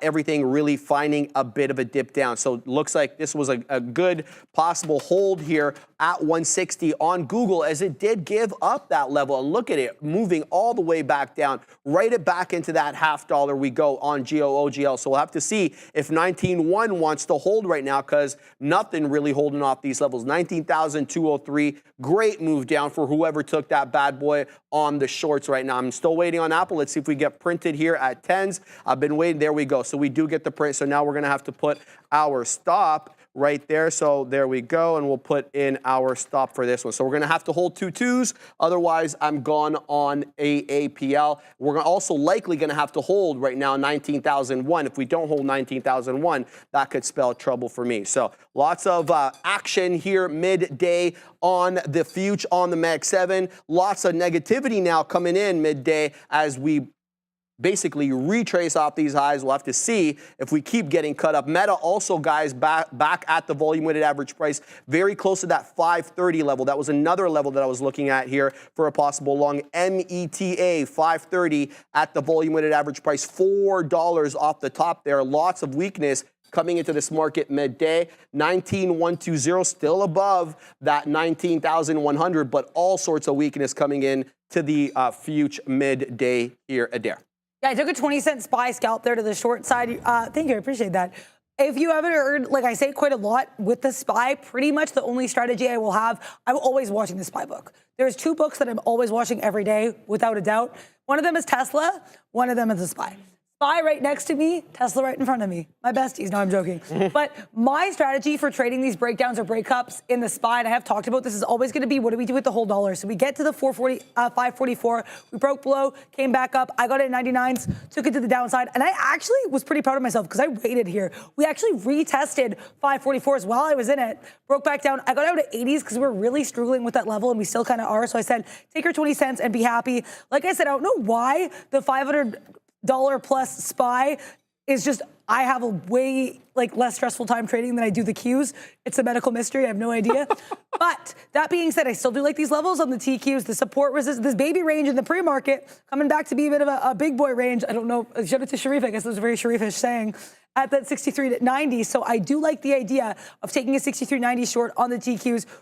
I don't, like I said, I don't know what it is. I'm way more comfortable with the SPY. It's such an odd feeling. But yeah, also maybe you were thinking, hey, that move down, I bet Adara's really happy in her Starbucks short.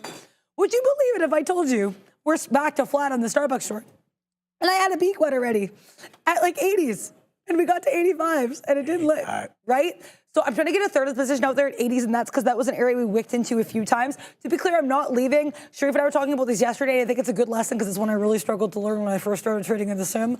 Just because this stock is boring does not mean that the trade is invalid, and it's not a reason to leave. It's just a reason to pack your patience in that Samsonite, stow it away under the seat, and breathe. So that's what I'm trying to do there on the Starbucks. Though Starbucks is becoming the Nike of yesterday in that, you want to get up, but you're in a trade, but that trade is doing a little bit of not a lot. We'll wait here. Like I said, no reason to leave till we get to the level that I've risked, which is 92.20s. We're not even getting near 92.20s. I would just like us to get nearer to being on the downside. We're going to bounce back, says Yannick and Beatrice. We might, and I'll follow levels, right, if we do bounce back, to be clear. But also, if I'm going to short anything right now, I'm really comfortable in the Starbucks short because, like I said, it's a catalyst-driven move. It's a reaction, a bit of a pullback from yesterday. And I love that 92.20 is a resistance level, so I'm actually very chill staying in this.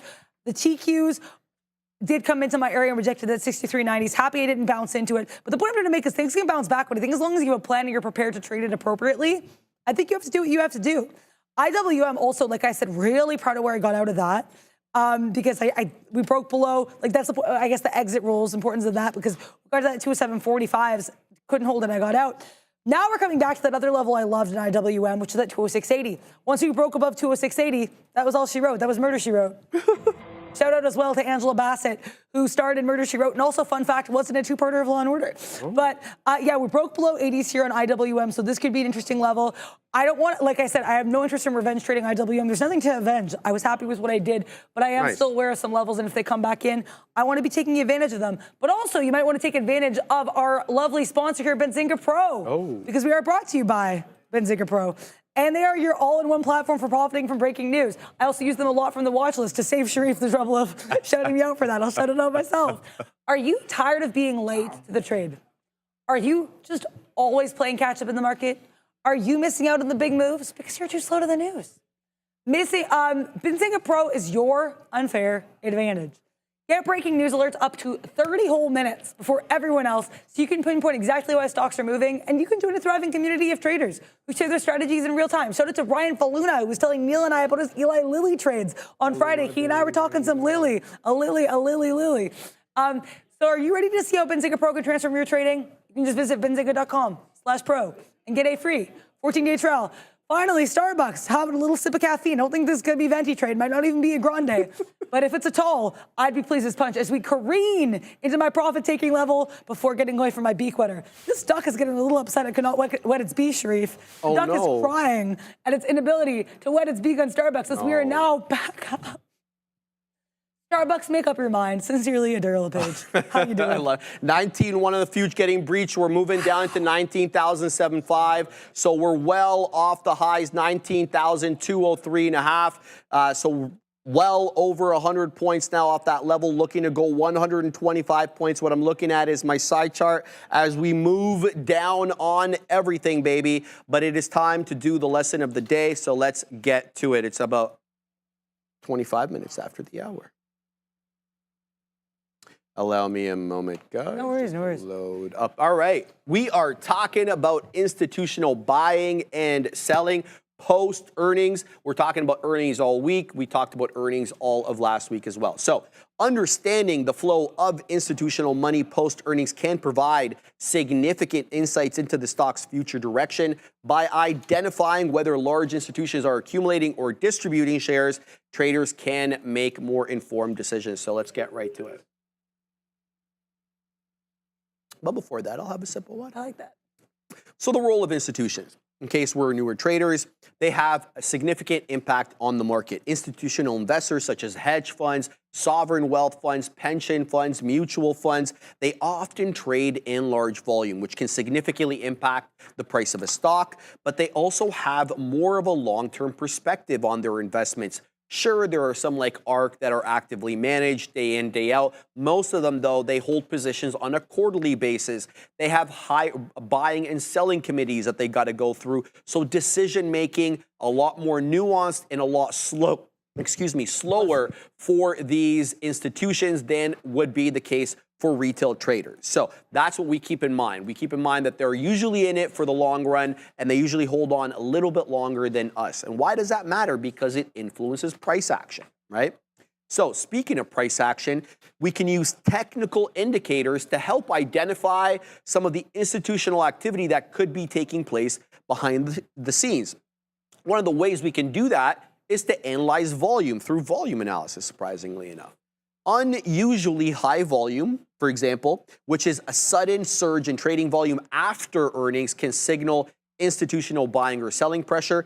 But it's not just the volume itself that's operative here. It's the volume distribution, right? So you got to keep an eye on that. What do I mean by that? So analyzing how volume is distributed throughout the trading day can provide clues. For example, heavy volume in the early morning hours and towards the end of the trading day can indicate institutional accumulation. What do I mean by that? So we have a certain type of order on the floor here, and I'm sure you guys have it as well, because I know I have it on my platform, called a market on open order or a market on close order. These are very interesting because oftentimes what the institutionals will do is, because they want to buy a lot of shares, they have to get in or get out at the more liquid time of the day. The most liquid time of the day is the close and the open. So oftentimes what happens during that open and the close can be very indicative of institutional thinking. Now, obviously not all the institutionals are going to be of one mind, but we basically try to discern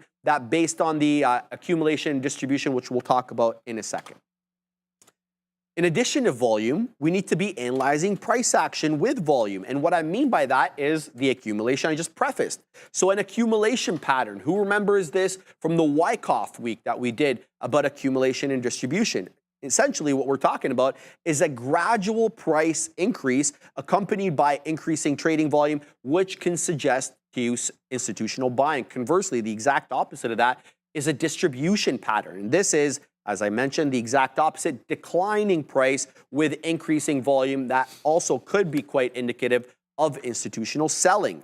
And this is what I'm talking about here. So oftentimes we have these prolonged periods of consolidation that usually come from a trend either moving up or down. There's no exact rule for that, but we end up consolidating here with a clearly defined top. Now, what could be operative here is the lows. Sometimes, not all the times, you don't have a specific low support level, like say 200 on Apple. What you have is incrementally higher lows with that same resistance, like an ascending wedge, but doesn't have to be as pronounced as an ascending wedge. What's really indicative of there is that buyer exuberance is stepping up incrementally. So every time we get into a low, The buyers are a bit more exuberant than they were last time around, hence the higher low. So that's what we could be looking for. Exactly the opposite case in the case of a distribution, which is typically found at highs, usually but not always. And it's also very much the opposite of the accumulation, has lower highs. So not lower lows this time, but lower highs. So every time we pop into a high, there's seller exuberance, wanting to get out of the position at the best price possible. So you get that incrementally lower high with that flat bottom. That's what we call a flat bottom break. They don't always have to pan out like that, but that's sometimes what we can be on the lookout for, okay? Price gaps, very important here as well. We did 2 weeks on these gaps, and the gaps we're looking for here are the breakaway gaps. I'll talk about why in a sec. So these large gaps up or down on high volume can sometimes indicate accumulation or institutional accumulation, mind you, or distribution. And what we're looking specifically for is that breakaway gap. Why? Because that breakaway gap jives with the accumulation and distribution idea that we had. We just finished saying accumulation is a horizontal level with an obvious area of resistance with higher lows.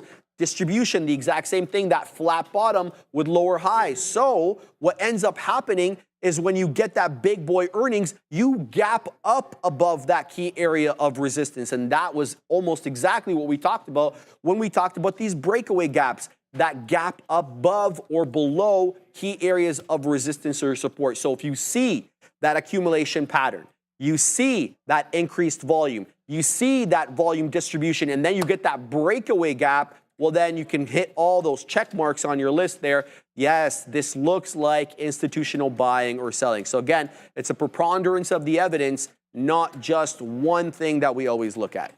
And moving averages as well. I didn't want to belabor this, but we all, well, not all of us, but a lot of us know about the moving average crossovers, the more popular of which are these, what are they called? The golden cross or the death cross between the 50 and the 200.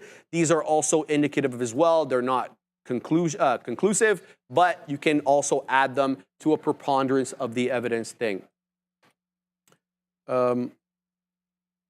What is the problem, Quantran? Yeah, I am long Apple. Oh, am I long? Yeah. Yeah, I'll just flatten it out here. Yeah, I was long. I had that 220 order. Thank you for letting me know about that. I didn't even notice that. Sorry. Yeah, I had no idea. I did not know that. Oh, yeah. I don't know why it didn't flatten out there. Weird. Thank you for that, Quantran. Yeah, it didn't flatten out there. I'm not sure why. Thank you for letting me know that. Yep. So I just lost $1 there on Apple. I'm sorry about that. Poor management. That's not your fault. It's my fault. But thank you for pointing that out because I did not see that. Where did my lesson go? It disappeared. Oh, no. Okay, so I don't know where my lesson went. Just allow me a second, guys. If I can send it to you for a second for sure. while I just load so up the list. Starbucks, I have continued to like refill my cup, then take a little bit out of my cup, have some sips. Definitely have some sips, that's the analogy you should have used. Have some sips from my cup, refill my cup. So Starbucks, as we get to that 92 level, I've been adding here, then I'm subtracting as we get into the 60s. I'm not adding right now, no reason to. Still a decently sized position, not like a venti, but a grande. If we get decisively back above 80s, I'm gonna be getting out, taking the rest out here, but I'm pretty happy with what I did with this trade, with this breakdown. Also, I had a really brief IWM scalp short. I liked it because, like I said, with IWM, I was watching that level. I was involved in it in every direction earlier. So I liked that we had this 206.25 area. That was a huge area of support earlier. Took it short off resistance. Really small trade, really small position, but happy it went well. Also took about like 30 pennies on the SPY when we had that VWAP breakdown there. 542.50s got out here around 542.25. So. Yeah, got 53's got out 25, so please just punch there. Cash cow. What are you in there, Sean? I want it. Oh, Amazon. Thank you so much. You want to guess the price? Oh, I love guessing the price. Let me pull up Amazon to see what it's doing. A to the M to the Z to the end, and I am guessing short because the market is down. Did you get short Amazon? Let me see what this guy's doing here. Amazon, can you load, please, so I can play this game? Oh, did you get short 170.20 or 170.40? Wow. Get it, Adara. VWAP breakdown. Shout out to Sean there with that trade. Also shout out to Kyle Burdett for his super chat. that he had earlier, which is just ain't it pretty, $10 super chat. As someone who's a little bit bearish as well, I say for all of us, rawr, girl. All right, we're ready to go to the lesson. Lesson time though. All right, so moving averages, we talked about the moving average crossover. We're not going to belabor those. But there's other ways we can pick up on institutional activity. We can look to options. Very interesting look with options flow. So what specifically you're looking for here is unusual options volume. What do I mean by that? A sudden and unexpected surge in options volume, especially these out-of-the-money options. These can also indicate large institutional positions. But here's the real kicker. So when something's moving up aggressively, what you typically like or expect to see, I would say, is to look for unusual call options volume. But I'm going to submit to the exact opposite. There's something called the protective put trade. And so when you're long heavily on a stock, let's say they loaded up on Apple at 200, but they want to protect themselves because we could get an economic downturn which could hurt Apple's earnings, what they do is they load up on possible puts, specifically a significant increase in put buying by large institutional investors can signal a hedging strategy, especially after a very strong earnings report. You don't typically see put volume increase after strong earnings. But if you do, it could be the other side of the trade by the institution, which could, kind of give you that little edge there that we all look for. Obviously, we all expect to see call buying, which is a substantial increase, obviously, in the call options that are being picked up, which obviously indicate bullish sentiment and potential accumulation. And here's what we're looking for. We're looking for options to be picked up basically at the same price or same times, I should say, as the say for Apple, let's say 205, 210, 215. I'll be able to generate a chart for that specific strike price on that options contract.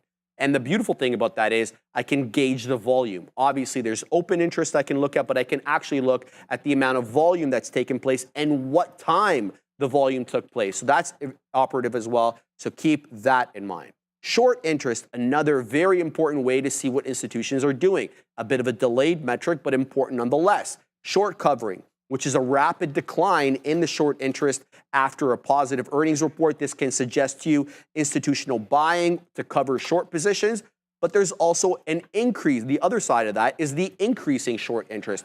So if we bumped up from, say, 10%, I don't know, let's say SMCI. We bumped up from 10% all the way up to 20. Well, that could suggest basically a negative analysis or a negative view that institutions are taking with respect to that name. But typically what we do get is the increase in the short position after a negative earnings report. That kind of gives you also the idea of what institutions are doing.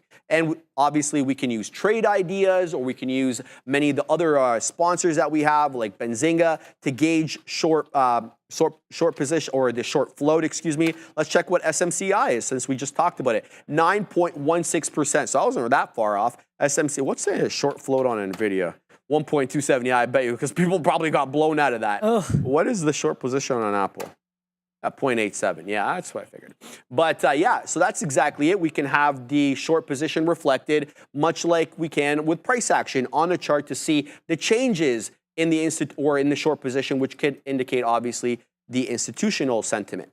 And the 13F, probably the most lagging of the indicators, but every institution that's governed by the SEC that qualifies under the rule has to file a 13F every quarter, so 4 times a year, and they disclose essentially their holdings. So you can review those quarterly filings by the institutions to identify their holdings and potential trading activity, and that's typically what it looks like. It'll list all the companies that they have in there, their value when they entered them, et cetera, et cetera, et cetera. So you can kind of gauge what sentiment is. But again, if it's actively managed, this could change from day to day. So you need to be apprised of that, know how the institution does their buying or their selling. Cautions and considerations that we need to account of. False signals are a real and ever-present danger in trading, whether intra or swing. It's essential to consider other factors, such as market trends, the economic indicators, and specific company news when gauging sentiment and trying to interpret institutional activity. And there's also the ever-present issue of delayed reporting, whether that's short interest that comes out every 2 weeks, whether that's the 13F that comes out every quarter, or whatever, right? Institutional trading data often has a delay, so it's important to use this information as a confirmation rather than as a primary reason to get in. So think about that. Market manipulation obviously goes without saying. We got to be aware of the potential for manipulation. So look for unusual volume that takes place in a day that doesn't result in any price action change, which drops off and doesn't seem to show back up. Usually those happen on small cap gappers, but absolutely a possibility as well with these larger stocks there. Yeah, thank you very much, Trey, for going over that lesson. And like, honestly, guys, earnings season is not over. We actually, the week after next, CrowdStrike, NVIDIA, CRM, all on the same day. And next week, we also have PanW and Snowflake. So definitely you can use these lessons heading into the next week. It's going to be a spicy one. I did take a little bit out here of the Starbucks. We got to 91.50s. So happy with that. Still have a small little nibble of the position left. Happy I was able to wet my beak because you guys know I was waiting there to wet my beak on Starbucks. Thank you for the props to whomever press the button there. So please just bunch with that. If we get back to 65s and reject, I'm willing to look at this 65. If we get back to 65s, I'm fully willing to add. If we break above 65s, I'm fully getting out. That's going to be my make it or break it level. Also, I want to talk about my attempt at a Tesla short because someone in the chat said, why would you short Tesla at support? I see that. I had a very different thesis on Tesla, and my thesis was I knew we were at support, and that's why I was honestly really scared. I had really few shares on this because I knew this was going to be either great or terrible. I liked that we were kind of consolidating here. I said if we get above, decisively above that 230, like $200.40 area, get out. Risk like 20 pennies, lost like 20 pennies.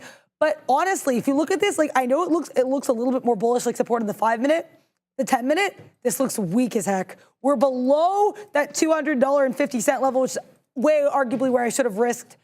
Honestly, I still like this as a short. If we can get below that 220 test reject, I would like to short this.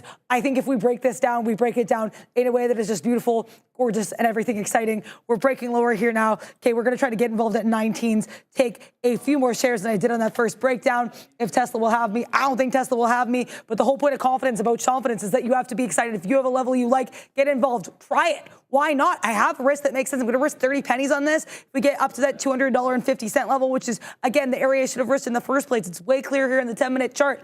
I also, like I said, with Tesla, because I scalp it a lot of the time, I have Tesla on the 1 minute on my side chart. And if this is not one of the most flat bottom breakish looking patterns I have ever seen, I don't know what is.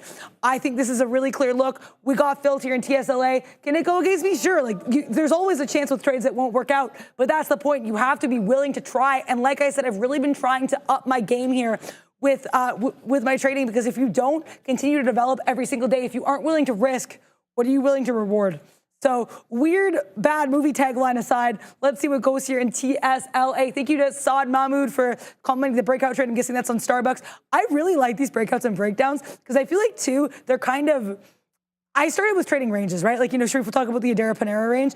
And I think with ranges, it's a lot, you're looking at two levels, right? A lot of these breakdown trades are breaking down from levels, building from levels. So I think it's kind of the same general mental framework, but you look at it a slightly different way. Hog Rider going long Tesla 200. Okay, best of luck to you there for sure.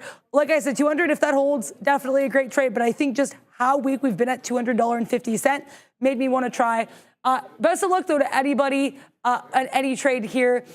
Great or terrible, so bright, says G. Castro. Yeah, I know. It's kind of a bit of a simple way of putting it. But that's the thing, right? Either trades are going to work out or they don't. It's such a binary system. But if you put the effort in, if you like it, then there's no harm in trying it. What else is going on here? NVIDIA Bounce City here, says Bonkzilla. Yeah, NVIDIA getting a nice little push up here, as is the market trying to find some support here at the Qs. So interesting little look there on NVIDIA. I would like to see it clear that 117.25 area, a little bit of, 117.25 NVIDIA. If you can't clear this might be dicey. I might not trust that bounce. Now, why do I say that? Because look at that resistance here. Support in the pre-market. We wick it into a resistance, quadunk. Then we come up again, can't hold it. We bounce though, but now we're coming back again. And look where we reject again at the 9 EMA confluence, 117.20. My verdict on NVIDIA would be wait till you get to 117.20. If I was Sam Waterston, that would be the verdict I'd be gunning for. Shout out again to Law & Order, my favorite show on television. But Tesla here, I still stand by this short. Again, shout out to anybody who's... My favorite is Law and Order, but I also love the one that Vincent. Oh, okay, Tesla. I'll get into my Law and Order preferences later. But I like this breakdown here. We're going to take some out here at 85 just because I want to keep some profit. Get down. Let's go. Okay, please just punch there. Starbucks still breaking lower here. Tesla still breaking lower. Oh my gosh, Tesla. I want to see what we do. If we get like 199.50s, that'd be wild. Like I said, I like the whole dollar breakdowns. First time it didn't work, I didn't try it.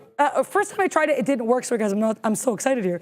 First time I tried it, it did not work. But as there was a conversation with Neil and Obi last week, and it's like sometimes the first try isn't going to work, but then you have to try again if the level set in. We took 70 pennies on Tesla. I am pleased as punch.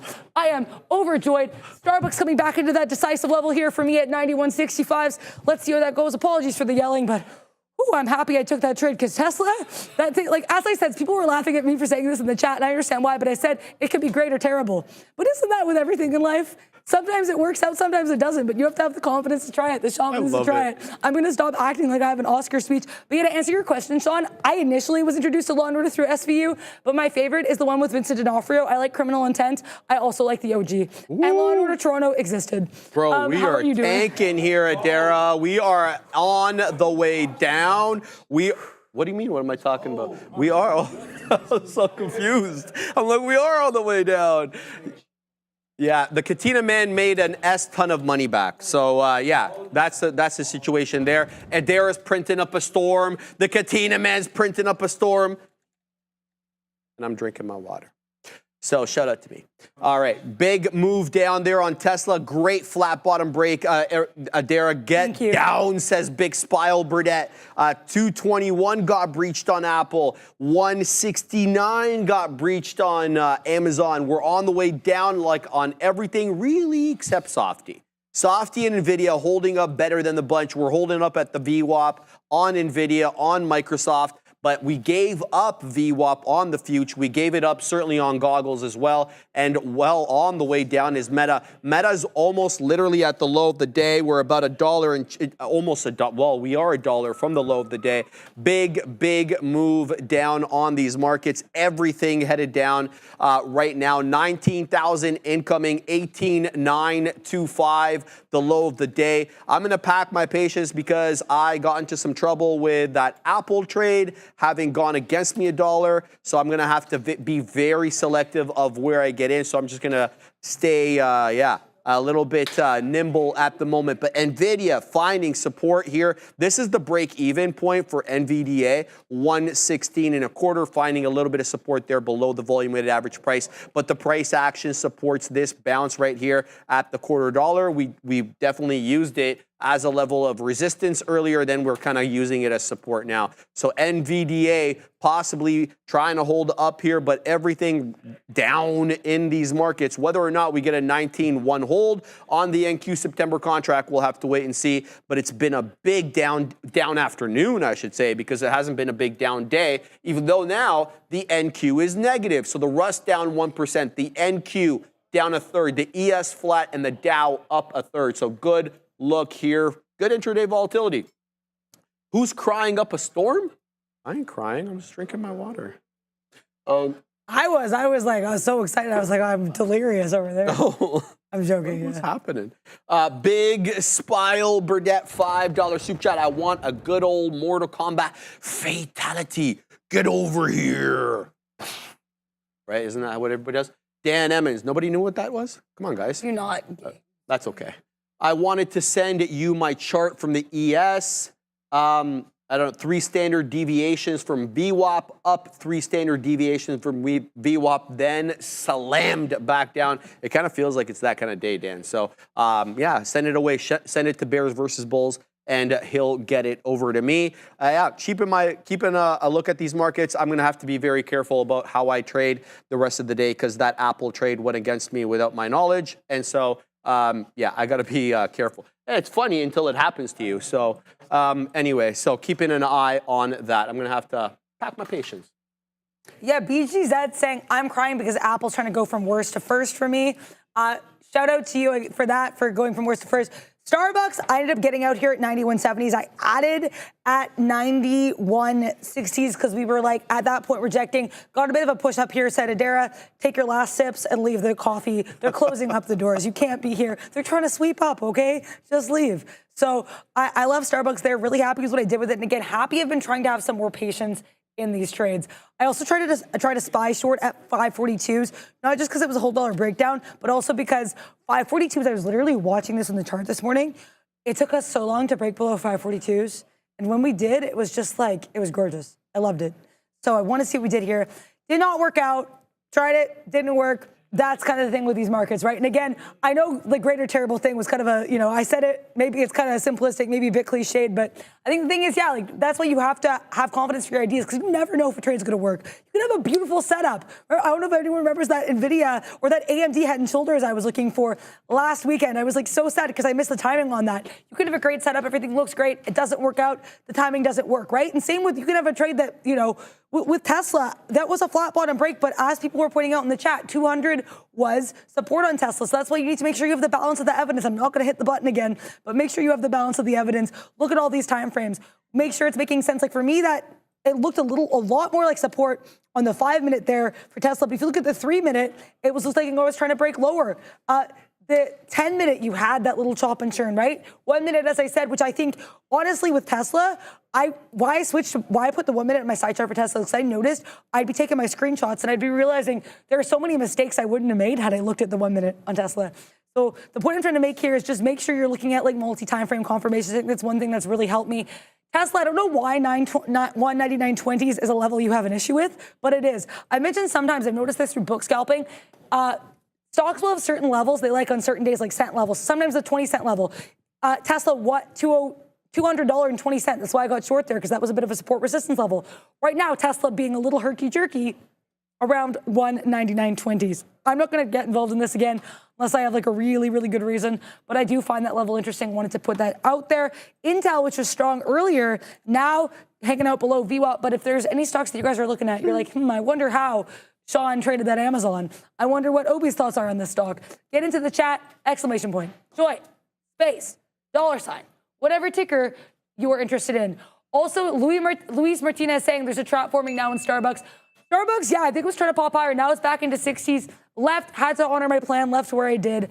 I'm not going to be upset about following plans. Please just punch. I love these days like this where you just have a lot to kind of move in the market. I've been pretty happy with today, but I see you trading a name that I know you are. Like honestly, I'm amazed at how you trade this one. How's Meta going? It's okay. I mean, we'll see if we get the prints. I'm waiting at 88. We're printing 77, so we'll see. Trying to pack my patience with this one. This was a nice bounce off a higher low. Technically, the low of the day is 525.52. Then we got into that 526 and change. I think 526 and a fifth, and we were able to bounce off that. So I'm trying to pack my patience. Wait, obviously, Meta, you know how it is. It's very spready, and so you're going to have to really get the cross there in order to get printed on META. That's just kind of the nature of the beast there with Meta. I'm seeing some, a couple of green candles come in on some of these Mag 7 names. So a bit of a bounce here on the market. 19,025 came in to play there. We didn't quite make it down into 19,000, but who knows? We could absolutely move down into 19,000. So let's pack our patience and see what we get there. Printing, what are we printing now? 75s. We're long at 33s. So let's wet our beak here in the 50s to take out some there. And we'll look to, we'll look basically move up maybe into 528.5 on META. So about, decently here in the money, about 60 or some odd cents. Let's see if we can work into the break-even point on the day, which is 528.56. Now we're printing 86s, so not a bad look, but knowing that this could be a dead cat bounce, that's why wetting my beak. And I apologize, guys, for the distorted charts. I can fix this wick over here. It shouldn't take me that long. I'll do it next time around when Derek comes back because I can't do it right now. So I'm waiting for 528, let's say 528.25, 528.5. I'm gonna have to adjust my stop on this one though, because we had the stop for the full amount. So we'll take that one and we'll say the stop price is gonna be around 526 and we'll give it, 95s or something like that. And then we'll have to take it out all there. So the stop in place, good luck. Let's see if this one can continue to head to the upside. Obviously, knowing 528.5, it's going to be the resistance level because that is yesterday's closing print on META. So that's the look there. Apple finding a bit of support right now at this 220.5, all the way back up into 221, knowing full well that there's 221.25, 221.33, which is the possible area of resistance. Doesn't have to be an area of resistance, but 221.25 there is the closing print from AAPL on the day. It's not like we respected that closing print, quite frankly. We zigged and zagged through it in the pre-market. The opening print high and low, zigged and zagged there. We didn't bounce off it on the way down. We didn't reject it on the way back up. So I'm less inclined to want to use that closing print on AAPL. But I'm going to set up my order now for the break of 528. I'm going to put it at the fifth of a dollar. And so that'll be almost a dollar winner if we can get that print now on META. We'll see. We're about nicely in the money right now, but rejecting off the whole dollar. Actually, we're printing 06s. So if we print a fifth of a dollar, I'll get printed there, but obviously it has to cross as the monster or the Zuck train is the spread, the spready one, and often takes a little bit of time to get printed there. In case you guys want Sean to cover your stocks, in case you guys want Obi to tell you how we would have traded Amazon, you will get into the chat right now and you will vote for your favorite ticker and bully your friends. Persuade them. Maybe bully is the wrong word. Persuade your friends to vote your way because only the top 5 tickers, Adara, make it onto the board. So if you want your stock covered, you're going to have to make sure that others are voting your way. Otherwise, it may not make it on. So yeah, vote every day. You have essentially from when Adara and I come on till about 1:50 every day. That's 2 hours and 50 minutes. That should give you ample time to have your say. So make sure to get into the chat right now and vote. Call in Ashish. Call in Ashish. $3 super chat. Thank you very much. Call in Ashish. I hope I didn't butcher your name. I hope I'm saying it right, but no comment there. Tag me if you want us to look at anything for you, whether Adara and I or Colin Ashish. Get into the chat right now and vote. Everybody's voting. Easy Trader voting for Lumen. Will Doctor just voted for Baba. The OG Darwin wants to know what's going on with DKNG. By the way, there's headlines on it. I'll cover that in a second on DKNG. We got, come on, Paula. I hope you voted because you want to talk about NVIDIA. Paula, get into the chat and vote if you already have it. I don't mean to call you out. Virgo voting for Kava. We got Barry who voted for AMD, and ChatGPT wants to see NVIDIA. I didn't know ChatGPT was voting. I didn't know that ChatGPT traded. Day Trader Cuts voting for Walmart.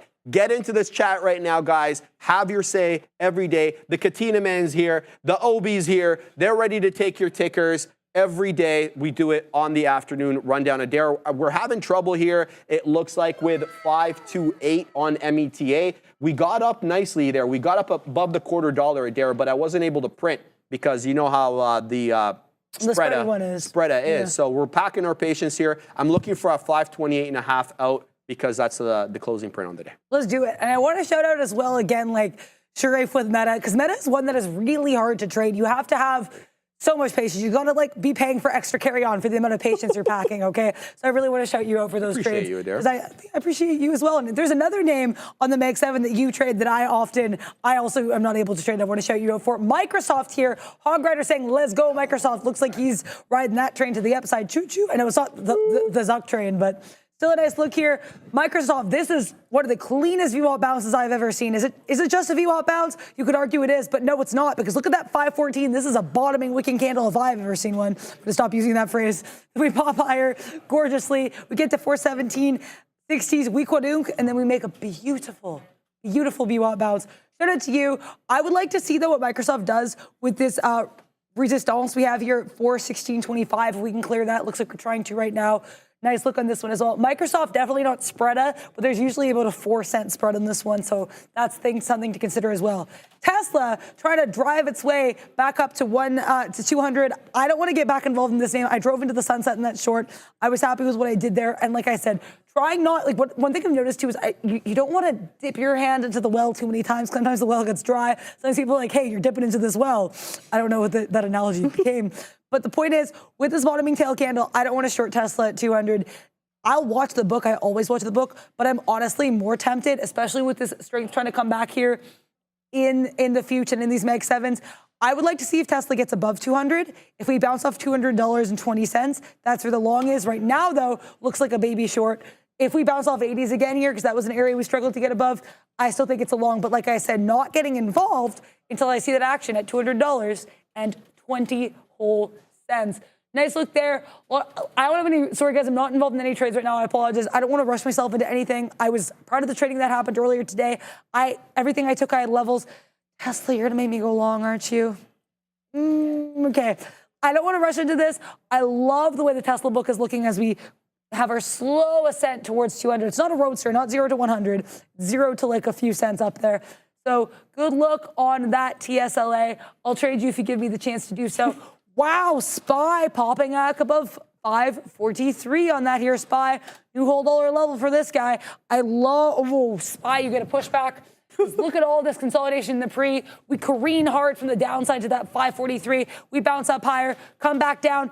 Hard rejection. Then we come right back up. Now we're bouncing off 543. I like the idea of a SPY 543 long as I wait for Tesla to do things. And to be clear, it's not like this is like the consolation prize.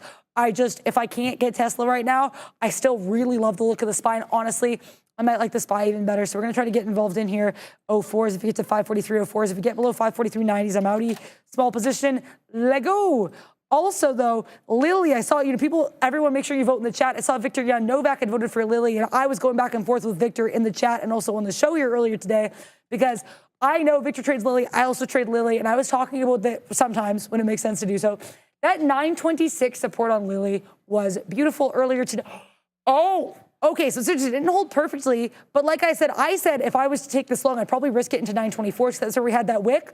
Lily respected that, even on that move down in the market. If we bounce off the 90 MA here and continue to try to curl higher, and then we finally clear 930s, because like I said, I think 930s is the level Lily needs to clear. I think that's a gorgeous look there. I think you're certainly going to be happy. Your account's going to need some Wegovy because it's going to be blowing up to the upside there. Weird analogy aside, shout out to you for that Lily long, Vic Jan Novak. You had the confidence, the confidence, whatever word you want to use. The Vic Jan confidence, I don't know. Good look there. I'm going to stop making puns. And we're going to talk about this interesting story here with DraftKings, I guess. How did that go in the meta? Good. I got out for like a 30-penny winner at the end there. We did well on that trade, but I'm looking now at the soft one because we're at that IB high and we're rejecting that level. So I'm thinking here, or sorry, I'm looking at softy. There we go. We'll take this short for. Sorry, guys, just have to put this one in. Yeah, this level is interesting here as we get into this. This $0.50 IB high level. We're going to give this one the old community college try, but this is what I want to talk about. This is for you, Darwin. DraftKings, and I didn't get to read this fully today, but DraftKings withdraws plan for gaming tax surcharge. So this is interesting. So they scrap plans to impose a gaming tax surcharge in certain high tax states. So which is interesting because that obviously eats into their margins. And so I was thinking this was not good for them with the respect to their margins, but it could be good for bringing on more people because then it'll be a little bit cheaper for them. So the sports betting company disclosed Wednesday that it has decided not to move forward with the surcharge floated earlier this month as a means of boosting earnings. Their chief executive, Jason Robbins, said on the first starting next year, DraftKings would levy a surcharge in states with high taxes and multiple mobile betting operations. So the new charge would drive up adjusted earnings before interest. And so that's what I was thinking. Their margins would improve with this tax because they'd be passing it on to you, kind of like what others do, but they're choosing not to do that. So, I thought that would hurt margins, but the market liking that, I guess the other side of the coin is, well, there's more participation because things will be a little bit cheaper. Wall Street Journal reporting that. I also want to shout out Day Trader Cut. This is his P&L for the week. That's the 5th, 6th, 7th, 8th, 9th. The dude is printing up a storm, an absolute storm. He sent that to Bears versus Bulls. Bears versus Bulls sent that to me. Nary a red day. He's got a couple. Definitely overshadowed by the greenery that's printing all around there. I want to shout him out. What a great trade for that for Day Trader Cut, one of the OGs there in the chat. And keep your eye on what he's always saying there. So shout out to him. Shout out to you, Darwin. He grabbed some DKNG yesterday after the flush. So shout out to you. Obviously printing up a storm, one of the OGs in the chat. Darwin, no doubt. He's the player that you're talking about. Join RKT. Okay, I haven't seen this one before. We'll keep tabs on that. I'm still in this softy look over here as the future tries to work its way back. Apple as well, also working its way back into break even. It's going to break that 221.25. That will be a good look for Apple as it looks to work its way back, Adair. Yeah, I got into the SPY long. My first SPY long, I took my eyes off it, and then I should have been way more actively managing my SPY. It's all good there. Not a huge hit, just definitely should have had better eyes. Lost 20 pennies on it. Was trying to lose 10. So not super proud of that. But I got back in the long. We got back above the 543. Going to be a lot tighter, risking 10 cents. If we get below that 542.90s, I am outie. But I like that we're pushing higher. I like all these bullish candles. I like the move above the 90 MA. Let's see if we like the SPY here. If we push a little bit higher, we're below 90s. We're going to have to get out. And I also want to take an opportunity to look at, okay, SPY, where you at, bro? Let's see if we can get filled here. Just waiting for the SPY to fill. And then we can look at this super chat. Thank you very much to Day Trading Dad, or Day Trade Dad. Thank you very much for the $5 super chat. Thoughts on LGVVN with earnings later today? Yeah, let's see if this is long Chevron or short Chevron. Regardless what at earnings, it was actually on the in the week ahead as well. So should have remembered that. I did put it on the week ahead. That's why it's funny. I forgot about this now. But LGVN here down right now about 6.5%. No, oh, wow, the volume on this guy heading up to earnings is kind of weak sauce. We just got our biggest volume candle of the day, and that was 55,000 shares. Currently, amount of shares traded on the day, 712,000. That is less than Eli Lilly has been trading on the day. Let's take a look at this daily chart here for LGVN, if there's any levels coming up. We know long Chevron has been on the move lately. It's a frequent runner. It also has that Alzheimer's treatment it's working on, which I guess, much like Lilly doing less volume on the day, they also both have Alzheimer's treatments. I'm going to stop comparing it to my favorite stock and take a look at this daily chart if it decides to load for me. Yeah, okay, this is, big pushback for long Chevron. I think the support at 240 is interesting. So we had that wick into this level first, right? We try to get above this $3 level, can't. Continue higher. Look at the bottom we're trying to form here at 240s. Even when we're down 6.5% today, we're still holding on to 240s. I think clearing 3 would be huge. That was a support resistance level. But generally, if you go back here, starting when we had all of that action here in early June, we've had generally higher highs and higher lows. I think if we hold on to 240, it's a nice look. If we break above 3, I like that. We also had some pops here into that 340s area, so I think there are some natural levels. But I think with long Chevron, much like Lumen, which we know had earnings and kind of missed but ran anyway, with long Chevron, the amount of retail attention could be, maybe regardless of what the earnings are, we could see a move. However, caveat, with Lumen heading into earnings, they did have their announcement they had. That also had a lot more retail attention heading into earnings, and it did not have this, honestly, quite scary looking topping tail candle in the daily chart.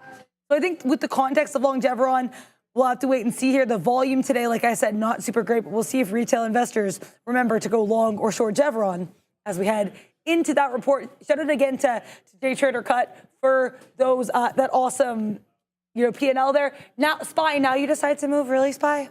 Honestly, I've tried to take so many cracks at that 543. I don't want to try to take another crack. Clearly, the idea was right, because now we're into 543.30s, but the play was wrong. And honestly, if I'm going to play any name, any ETF right now, the one I'd be playing is going to be that EWIM, because EWIM heading back at that 206.50 level, I love so much. 206.50. Okay, I'm risking into 30s. I'm getting long again, IWM. This makes sense to me here. Okay, yeah, we're doing this. No regrets. Maybe some, but not right now. I'm seeing a lot of support here in every time frame. And like I said, I played this again, back on the block. We'll see if this works out. Sometimes it won't, and I don't want to take a trade that I've already taken just to take it again. But man, do I like the support. I was watching this in the book the whole time we had that pop. Also, shout out to Tony Price in the chat was asking earlier, is this one of my best days since going live? I've been trying not to check the P&L today, so I'm not sure. I know the process is good, and I think that's what matters. But also, Tony Price was asking, hey, how many tickers can you vote for? Only the one each day, so make sure your vote counts. We are brought to you by Real to the Trading. Get into that chat, exclamation point, join, space, $, whatever tickers are fancy. Let's see if Russ is again the best rapper alive today, because he was pretty good to me earlier. Let's see how this goes on this IWM. I will be super cognizant of what happens at 206.80s. You guys know I was obsessed with that level earlier because it gave you lots of reasons to be. If we crack above 206.80s and hold, I will add there. If not, I will. I don't know if we'll see what happens here. But like I said, risking into the 206.30s because the break above that was gorgeous on the book. We will do that last lesson post-haste in a little bit here, but I'm going to wait to see what happens here on my Russell as we try to get to 10 pennies in the money on this. How you doing? 19.1 coming in on the future over here after we dipped down. We didn't quite make it into 19,000, about 19,015. Let's see if the 100-point level means anything at this level, or it's just another, 100, 19.1. So what? So 19,105 was how we did yesterday, or where we closed, I should say, yesterday. I'm kind of hesitant to want to use these 100-point levels just because they really haven't been coming in on the day, but we'll see. If 19.1 rejects, we could look for a move down. You've got the likes of Apple at the volume weighted average price and some others. Let's see what we get here. We're printing on Softy. Let's print, let's see if we can get something around 15s or so.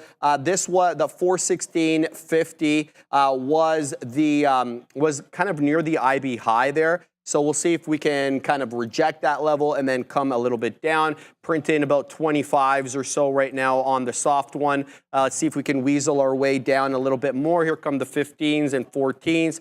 Obviously, the softy is a little bit spready, so you're going to have to pack your patience. And I've been packing mine, but, it keeps coming into my level and not printing me. And I know you were dealing with that today, too, but that's just the nature of the beast. Bears versus Bulls. Taki Tahmid, I received your vote for the rundown, but please tag Sharif. Okay. Yeah, just tag me, my man, if you'd like Adara and I to look at a stock for you. If you want the big kahunas, I was about to say Neil and Sean, but we got the Kenob, he's in place for Neil today. If you want them looking at your names, get into that chat and vote, baby. Every day you can vote. It's that exclamation point, that word, join, then space, then the $, and have your vote every day. And the big kahunas will look at that for you. So NVIDIA's making a big move here, 117.50 possibly coming in on NVDA. I'm looking at that. That's a big green candle that's supporting, I guess, possibly a futures move over here. That's not good for my softy position, but we're still in the money on this one. Still packing my patience, waiting to print. And I still haven't printed as it won't cross below that level. I'm just going to have to either get stopped out or pack my patience. And there we go. We're printing now, baby. So about it opened the Bill Gates for you. Daryl, man. That's good. Let's see if we can we got a topping tail on the 5-minute. Through 416.50. So I don't want to take this out. We're short 42s. Let's see if we can get the whole dollar break here on the soft one. We're getting very close to the whole dollar break here on the soft one. So packing my patience. Probably time to take a little bit more out here. So we'll take out more there. Still have a position. This was one of the larger positions I've had. So a few beak wetters on this one. Let's see if we can move down a little bit more. I'd like to see something around possibly 415.50. Call me ambitious. Oh, baby, there we go. We got the flat bottom break. Get down, softy. Yes. Little punk. So we take that one. Yeah, Dare, I'm going to swear at the stocks. I don't care about their feelings. They don't care about mine when they stop me out. No, and when they're punks, you got to treat them like the punks they are. So that was a good trade there on the soft one. That got me out of a little bit of trouble. Had to be very careful which trades I took today because of that Apple debacle. But that's a look, and it goes right into that 14.50. Oh, baby. Yep, that was a trade. That was my best trade of the day. Happy with this one. Had to add into it, as you can see, a couple of purple candles there. But down we go on the soft one. Apple also rejecting the volume-weighted average price. Good look there. So if you predicted that one, you didn't get breached by all that much. Where's VWAP? 42s. The top of this bad boy candle got to 47s. Yeah, I mean, I'm sure you gave it more than 5 pennies worth of risk, right? So there it goes. Apple possibly headed to the downside here. This could be an interesting short, possibly into 220. right? Because last time around we found a base at 220 and a third. So, I don't know, maybe we do get 220s here on the dead one. I mean, I wouldn't mind seeing Apple come down a little bit ahead of the whatever they were going to release. What is it called? Apple Intelligence. So I'd like to get a little bit more. Obviously, we added at that 200 level, but never enough of an ad. And I got to tell you, that day was, last Monday, it really tested my emotional, I don't want to call it control because I had control of my emotions. Yeah. But let me tell you, so you know me, I put my orders out at key levels ahead of time so that I can remove the subjectivity. Yeah. So like they're just set, they're ready to go. They're set. Yeah. And so when I came into work that day, I knew full well that they were there. I knew that they were there at 300 on Pandub. I knew that they were there at 200 on Apple. And let me tell you, fighting the urge to cancel those orders was one of the hardest things I've done because I felt like the world was dropping off. We didn't understand how the yen carry trade was going to affect the markets. I mean, it was one of the more psychologically tougher times I've had. And the orders are like, I wasn't huge size that it was adding at those levels, but it was enough to, make me a little bit worried. And so that was one of the more challenging days that I've had in a long time. But you know what helped me in the game?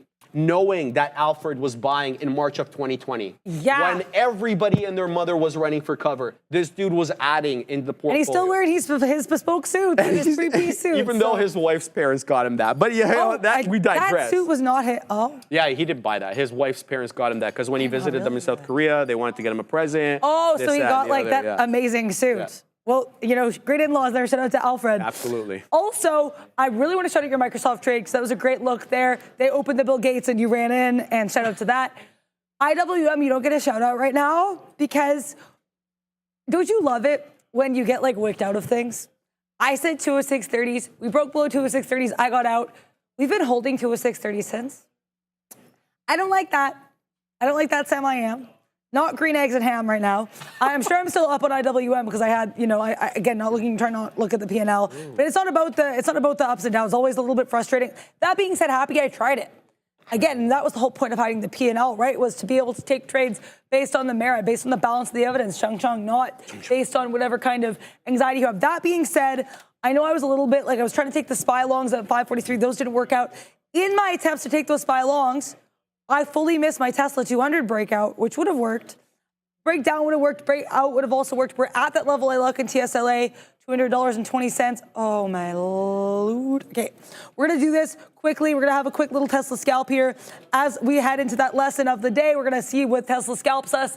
And then we'll be learning once more about earnings. I shouldn't have worded it that way. I apologize. Love it. That was of all of the things I've worded, that's probably not the most egregious, but it was a little weirder. I wanted 21s for reasons that you might be able to guess. One of them has to do with a rapper I really like. But we'll see here if we'll get 21s. I don't think we will. We're kind of printing these mid-high 20s. I'm going to risk this into 200s, and I want to see what we do here if we get into 50s. We got filled. We dropped a little bit lower here. It would be really sad if we gave up this afternoon movement. And that's why I've talked a lot about my tired trading rules. And, shout out to Sean. He and I talked about this in the market recap. And he was like, you should share this more on the show. For me, it doesn't have to do with time of day as much as just everyone has biases, right, when they trade. Sometimes you're long bias. Sometimes you're short bias. Sometimes your brain turns off at 1 p.m. Whatever it is, you have to find ways to kind of cope with that and trade with that in mind. And that's something I've tried to do. We're going to be trying to take profit here at 55. Should Tesla get there? And we're going to see the pace of the dream, which I don't always do with Tesla, but in this case I will. Like I said, I just want to wait here till we get that lesson. So come on, Tesla. Hopefully the less of the day for this Tesla, because we didn't actually get a Neil lesson of the day. It'd be nice if this Tesla would give us a move. Also, it was interesting, and Neil was saying maybe we'll also do the lesson of the day on in the afternoon show as well, because in the midday right now, it's only the people who see the midday. So it'd be interesting too if we get some other lessons. So shout out to Neil with that. You might be getting even more Neilage on a more regular basis. So we do have confidence. We have Obi-Wan-fidence. Shout out to Darwin. I've been trying to have some Confidera as well. So anything like that, you definitely you want to be able to have the confidence. Honestly, one of the ways you feel more confident is through experience, but it's also through learning. And what I love about How to Trade is we give you experiential learning. We're learning here every single day. We are Tesla. Are you going to film me? We took 35 pennies on Tesla. Dara. Thank you very much. Please, as punch. Tesla, do you want me to give me a little bit more? Do we want to rustle a little bit higher? If we push back above 50s, I'll stay. If not, we got a lesson to get to. Thank you guys very much for letting me take this quick scalp before we get the lesson, because I realized if I don't take it now, I'm not getting that scalp. Okay, Tesla. Oh my gosh, if you want to give me 50 pennies, Tesla.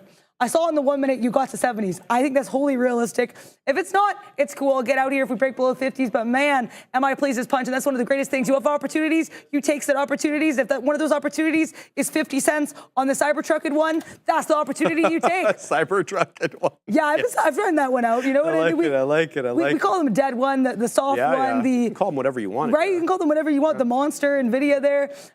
Also, imagine my surprise when Tesla wicks into that level. It does not come back to fill me, does it? We'll see what happens here. But again, I want to, like you and I both talked about today, it's so fun and frustrating when stocks just wick near your level and they're like, oh, we don't actually have to fill you, though. You do realize that happened to me a couple times today. I know that happened with Microsoft, and it's always frustrating, especially when it's one of those stocks that moves a little bit more erratically where you just want to get out. Not sure I'll be getting 70s here, so you know what? We'll settle for 60. I'll take 40 pennies. Please does punch with that. Oh my God, TSLA won't even give me that now. Okay, so Tesla, like I said, it is the Cybertruck, the Cyber Beast. Apologies for making you guys all watch me trade this as we wait for that move higher. But yeah, part of learning is just taking opportunities that you like, because you really don't learn unless you try, unless you experience it. And as Tesla drips lower here, we're going to get that drip drop out here. Oh my gosh, Tesla, what are you doing? Asking for a friend. That friend is me. I am the friend. Okay. We're going to get out of here 40s. I apologize for making you guys all watch that move as Tesla dripped a little bit lower there, but took profit on everything. 20 cents of the money for half of it, 35 cents on the other half. Thank you guys for the patience as I auctioneered and talked to myself for a few minutes. Anything you're looking at before we actually do that lesson? I just took some profits there, 15 pennies quickly on Apple, but it's zigging and zagging, so I'm out. I don't have a discernible trend at the moment until it breaks above the $0.50 or breaks below 221. That's my look. Nice. Hopefully 221 does something for you there. Oh, can I just call this? Just let me answer Taki Tahmid, because he did tag me earlier and I didn't get a chance to do it. So Sharif, hi Sharif. Love the way you do teachings in your style of trading. I have been on PG riding the wave, but the options isn't moving. Can you please shed some light into? Absolutely. Let's have a look at Procter & Gamble. Sorry, Dare, just give me a second. No worries. Take your time. I was the one who weirdly did my Tesla auctioneer scalp, so all good. Love it. All right, let's have a look at PG. I've been on PG riding the wave, but the option isn't moving much. Can you please shed some light? Okay, so the option. Okay, so let me know where you're in. Which option are you? What's your strike price? What's your expiration date? So I can look at the exact same contract that you're in. I have my options chain loaded up. Just tag me on that because I don't know which one you're looking. But with respect to Procter & Gamble, if I can look at the equity super quick, you can see that we're obviously in an uptrend here. We've been in a nice uptrend on Procter & Gamble, and this is kind of my previous charting on it. It's been an uptrend, dude. I would say basically the 200 has been very well respected going back to January of 2023. So you're more than a year and a half deep of respect for the 200 exponential on the daily, excuse me. This is the exponential moving average. Separately, aside from these earnings drops and pops, you can see that sold off quite aggressively on that the end of July. We got bought up. 165 seems to be a level, but I'm hesitant to want to say that specific level looks good, even though 160, you know, it's just higher lows.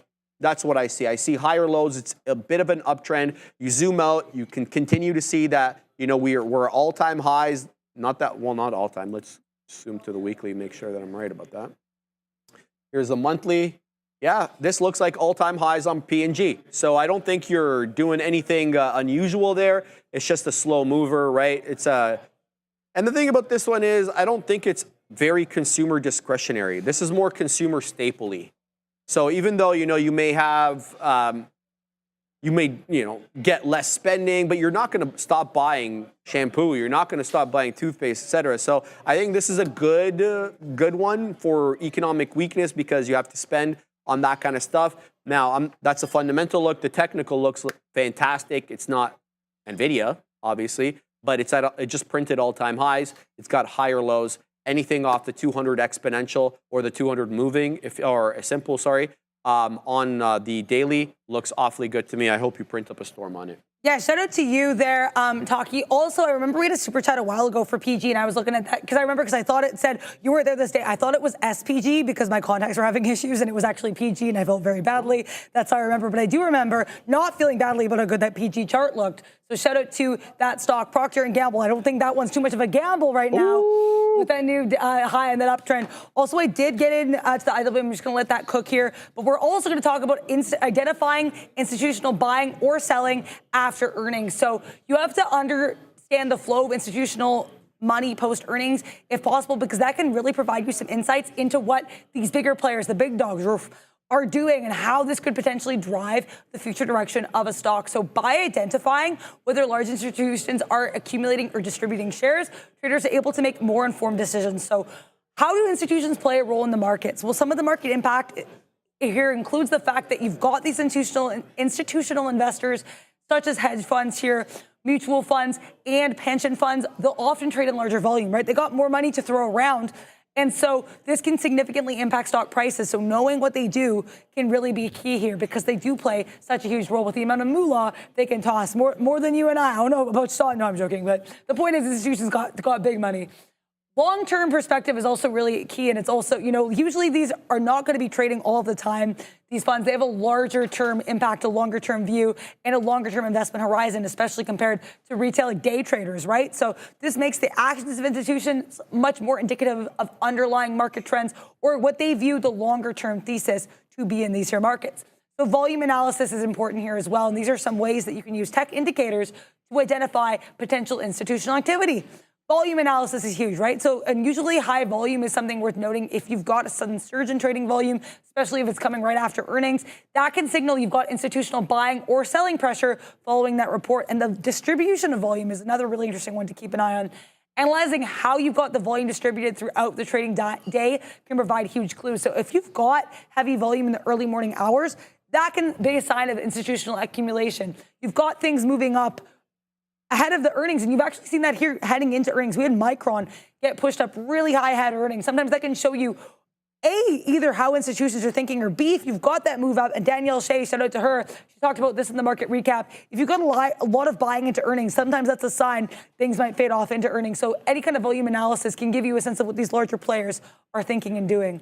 What about price action and volume? Obviously, two factors we love in life for trading, but price action is huge because there's some patterns to look for, like accumulation and distribution.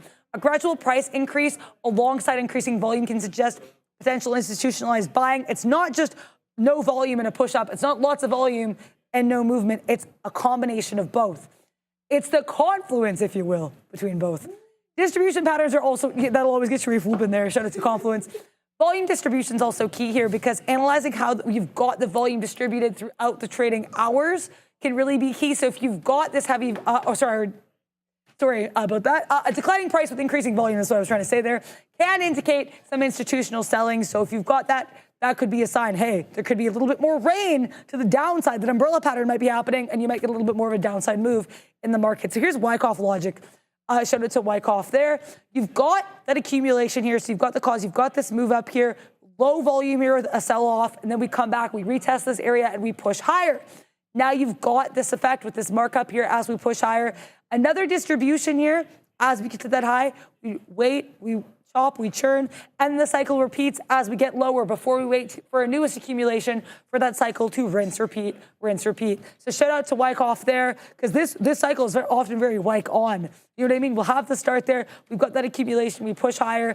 Then eventually what comes up, not always, but very often, must, in fact, come back down. Shout out to Zach Frack as well. Starbucks pushing back into 93s. What a look there for that one, getting some caffeine.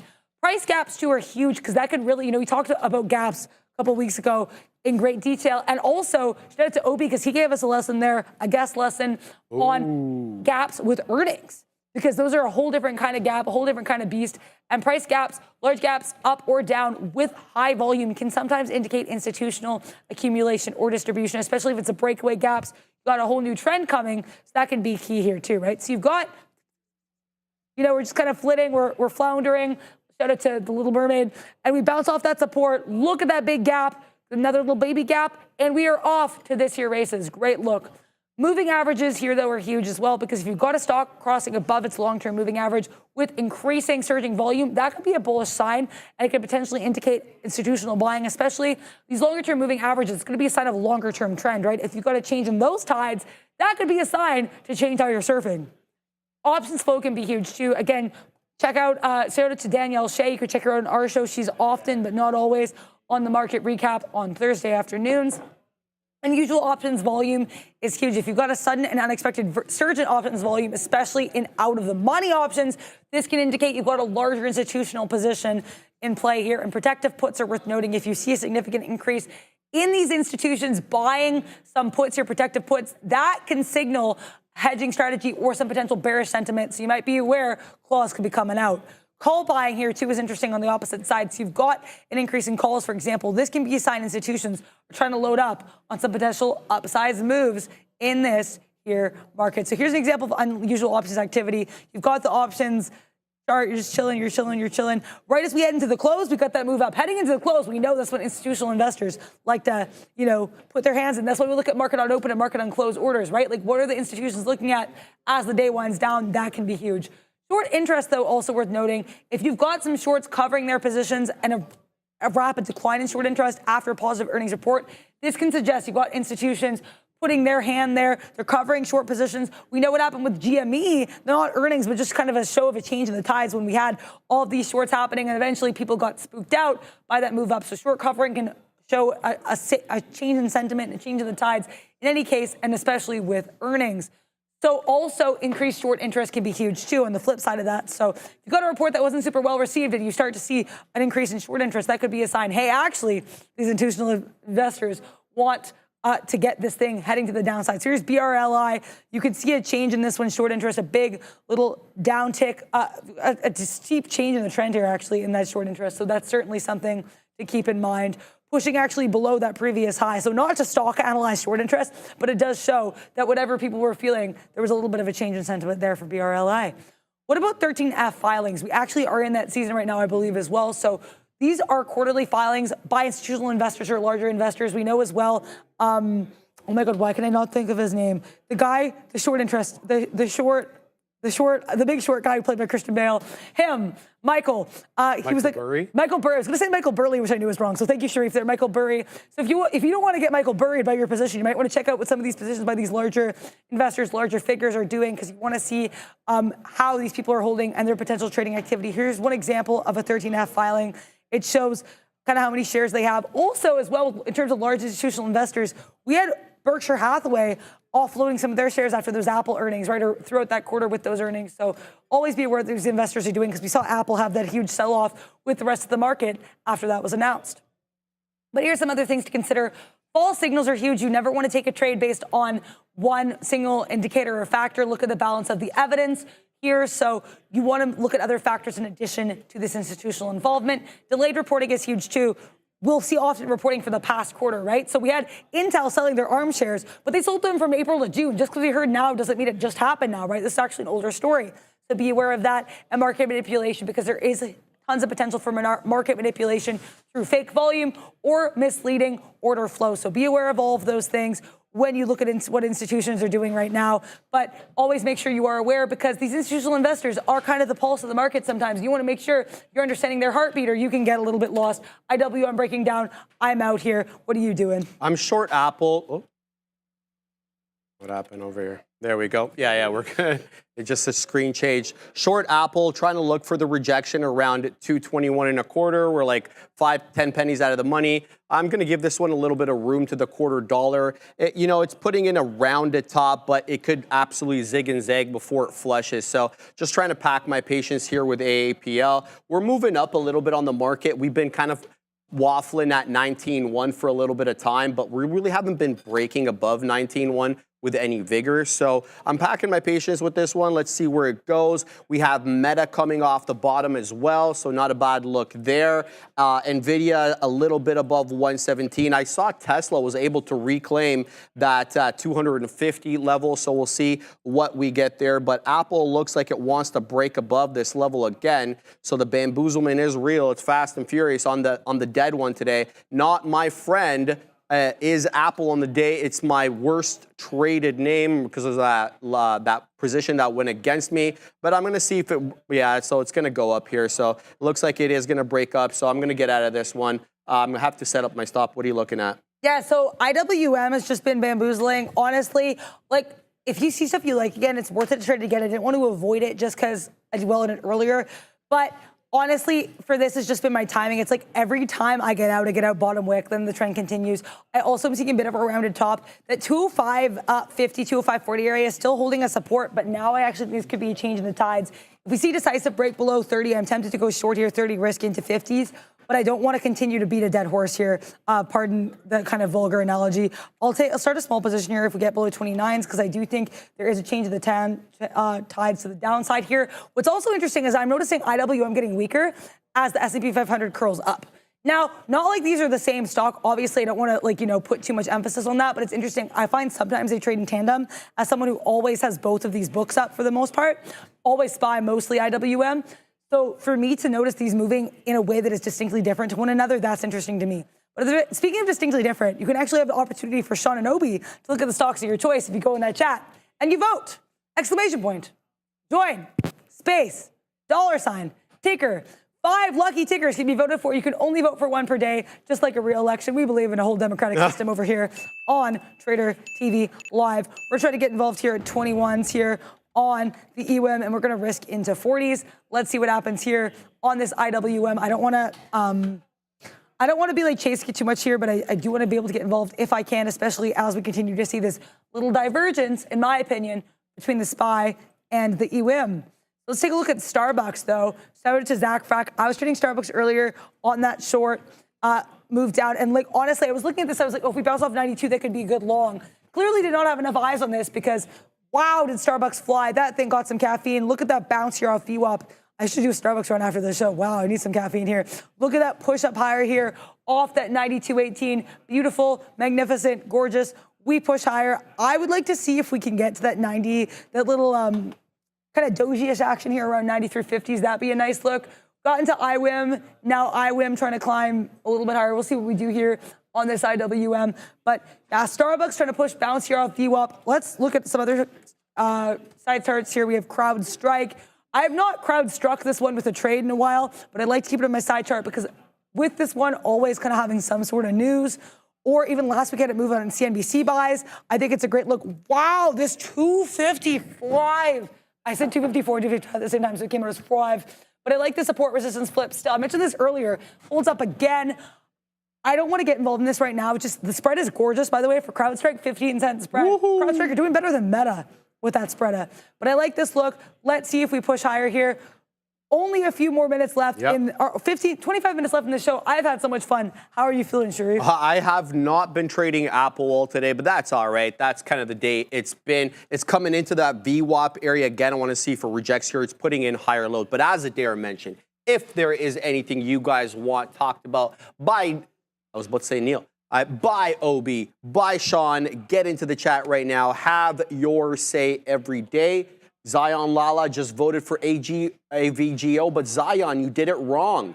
You got to hit exclamation point, join, space, $, and then AVGO. Shout out to you, Zion Lala, always in the chat there. Yeah, guys, make sure you're voting every day, and we'll have the one that can, he'll look at Amazon for you. The Katina man, good vibes, Katina. We'll look at Tesla. He'll look at NVIDIA. He traded up a storm on all those names. He's ready to cover all of them for you right now. So there you go, Zion. Hey, no, you forgot to put the $, Zion. It's join space $, AVGO. I didn't hit the fail. That wasn't me. Almost arguably Ramin or Fabian. Yeah, 100%. It's the Chilean nightmare on the 1s and 2s right now, baby. Nice. So we've been consolidating right below 1901 on the day. Well, not on the day. Basically since 12:20, so the better part of an hour. Been wicking into it with these higher lows, possible break through that level, but continuation of this consolidation zone is still in place, so we'll see if we can get a break through that level or rejection. I was looking short at VWAP on Apple. Doesn't look like it's going to come in. It's actually fighting with the $half right now, so I was looking at the book to see if there was size at the $half. There's about 500 lots. That's not that big for an Apple, which has done about 23 million shares on the day, but it is finding a bit of a sell right now. So we'll see if it can reject off this level. But yeah, definite strength in and around this level on Apple, but we're getting a bit of a sell right now on some of these names. You're seeing some redness come in. So we'll take the short there, look to cover possibly in the $0.25, but the $0.50 break is going to really be my line in the sand because it wasn't able to break the $0.50 earlier. So we'll pack our patience with that one. AAPL been bamboozling me all dang day. So we'll put the order out there and see what we get with this one. Apple, by the way, I should mention that Google was talking about the TPUs yesterday, which is super interesting because we want to see exactly who else, in addition to Apple, could be buying up these TPUs as NVIDIA's GPUs become, you know, basically a rare commodity on these parts. And there we go. Nice short on the dead one right now. Let's see if we can get down a little bit more as we cover there at the 30 penny area. But just to go back to what I was saying, Google, you know, obviously we saw Google with some weakness today, down 3%, definitely outperforming the market to the downside. But what I was talking to Brendo about, I think like over the last couple of days, was the kind of how Google said nothing about their TPUs until Apple kind of disclosed that's true. that they had been buying those TPUs. Obviously, they mentioned it yesterday, but that was after Apple already told us in the earnings report that they were putting these together in clusters.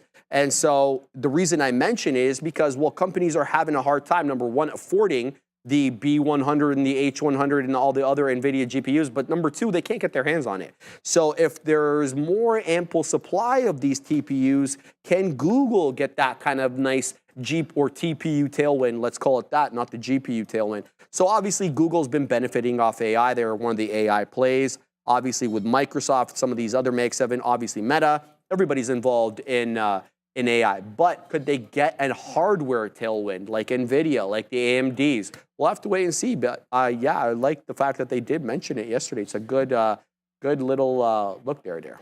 Yeah, so I loaded here into this IWM short. I'm not going to lie. To be clear, I'm confident in it. I still see higher lows. I've been, like I said, I've been trying to add a little bit more within reason, because if you have confidence, if you have confidence, if you have confidera, whatever in a trade, you want to make sure that you're committing to it within reason. Also, to me, this looks like it could be maybe a flat bottom break. I've clearly played a lot of these flat bottom Tesla, Starbucks today. It's one of my favorite trade styles when it sets up a today with that move down to give you so many opportunities. When we broke below 206, I added here some at 206. Now we keep bouncing off 206, which I don't love.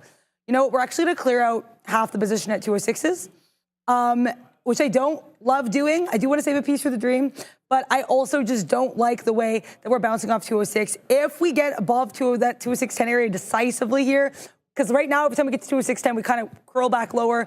I want to see what we do here. I don't want to let this go too much against me, but I also want to be able to take the risk that's appropriate for this trade. We also do kind of have the IWM continuing to move in a way that is not exactly the same as the SPY, which again, not like they necessarily have to move together. I'm not saying that, but I do find it interesting how sometimes they do. It's a little bit notable when we see a bit of a divergence between these two. Shout out to the movie. But also, if there's any tickers that you are confident in, or you maybe want to feel a little bit more confident, you want to be like, hey, how would Sean Anobi trade that? Go into the chat, exclamation point, join, space, $, ticker, get in that chat. Let your voice be heard so that we know what you were trading and so that you can see what Obi and Sean's takes were. You know, bless you. We know there was some Starbucks being traded this morning, some Palantir, there was some NVIDIA. You know, I'm not going to recap the trades because I'm sure they will do that for you. But if you want to go, wow, IWM, come back down there. Please just punch. We're going to add a little bit here if we get to 99s. I've been trading really aggressively today.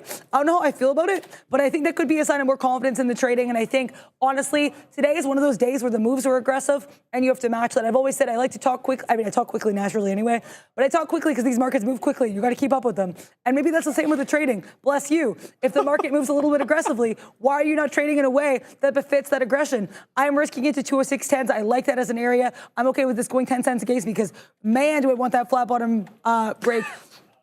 Now that we've kind of had that, okay, now I don't know how this is going to go, but now that we've kind of had that push a little bit lower here, I was able to add, we're going to try to get out here 205, 85s with half the position, and then we're going to save a piece for that flat bottom breakdown. Should IWM allow us to have it? I like that we're pushing lower.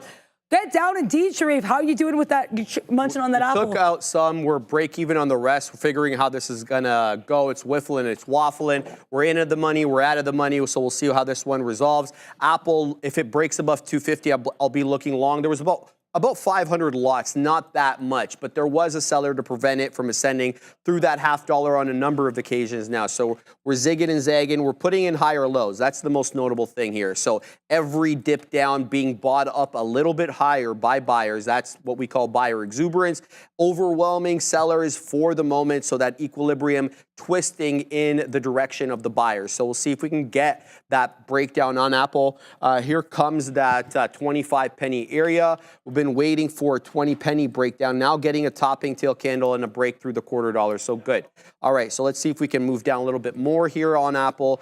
Here comes 20 pennies, waiting for that. The future headed down into 19,050. So let's see if Apple can retrace a little bit, possibly into 221 at these levels. So good luck here as we head down on APL. Sorry, guys. APL.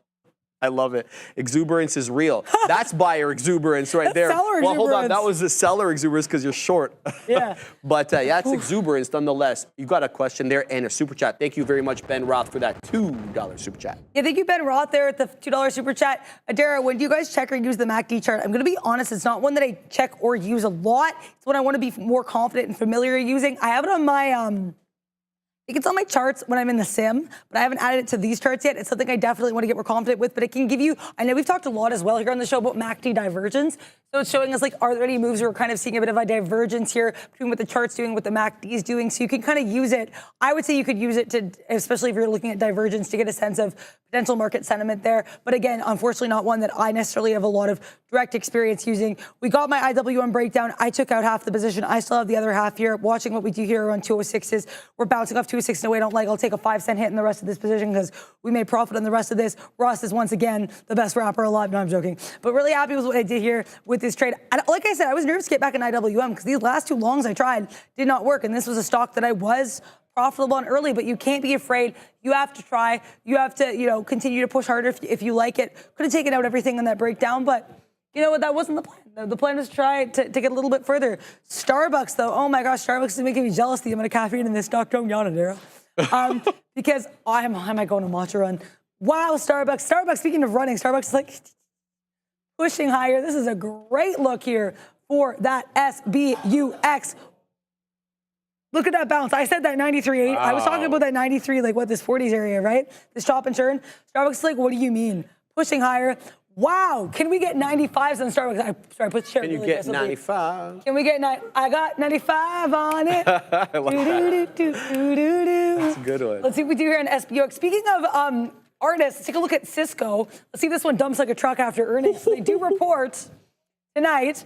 Also, I hope I'm not the only person who was traumatized by the Glee cover of that song, if you know what I mean. Anyone of a certain generation was I was telling Sharif about that. Yeah. Glee's version of that song is just, you can't unsee that. Wow, though, flat top break on Cisco. Wow, okay, this is a great look here for the longs. Look at that 45.60 break. We have higher lows, we have a flat top, and we break above that flat top. This is like a, I don't know if it's a Lambo trade, but certainly you took the top off of that vehicle there. Nice look here. Let's take a look at the daily on C to the S, to the C, to the O. To see what this one's doing here. CSCO currently up just under 1% in the day. 12.7 million shares in volume. Wow. Sorry for the gasping. But Cisco, you actually get another pushback because I am unfortunately seeing a flat bottom break potentially here on the daily chart.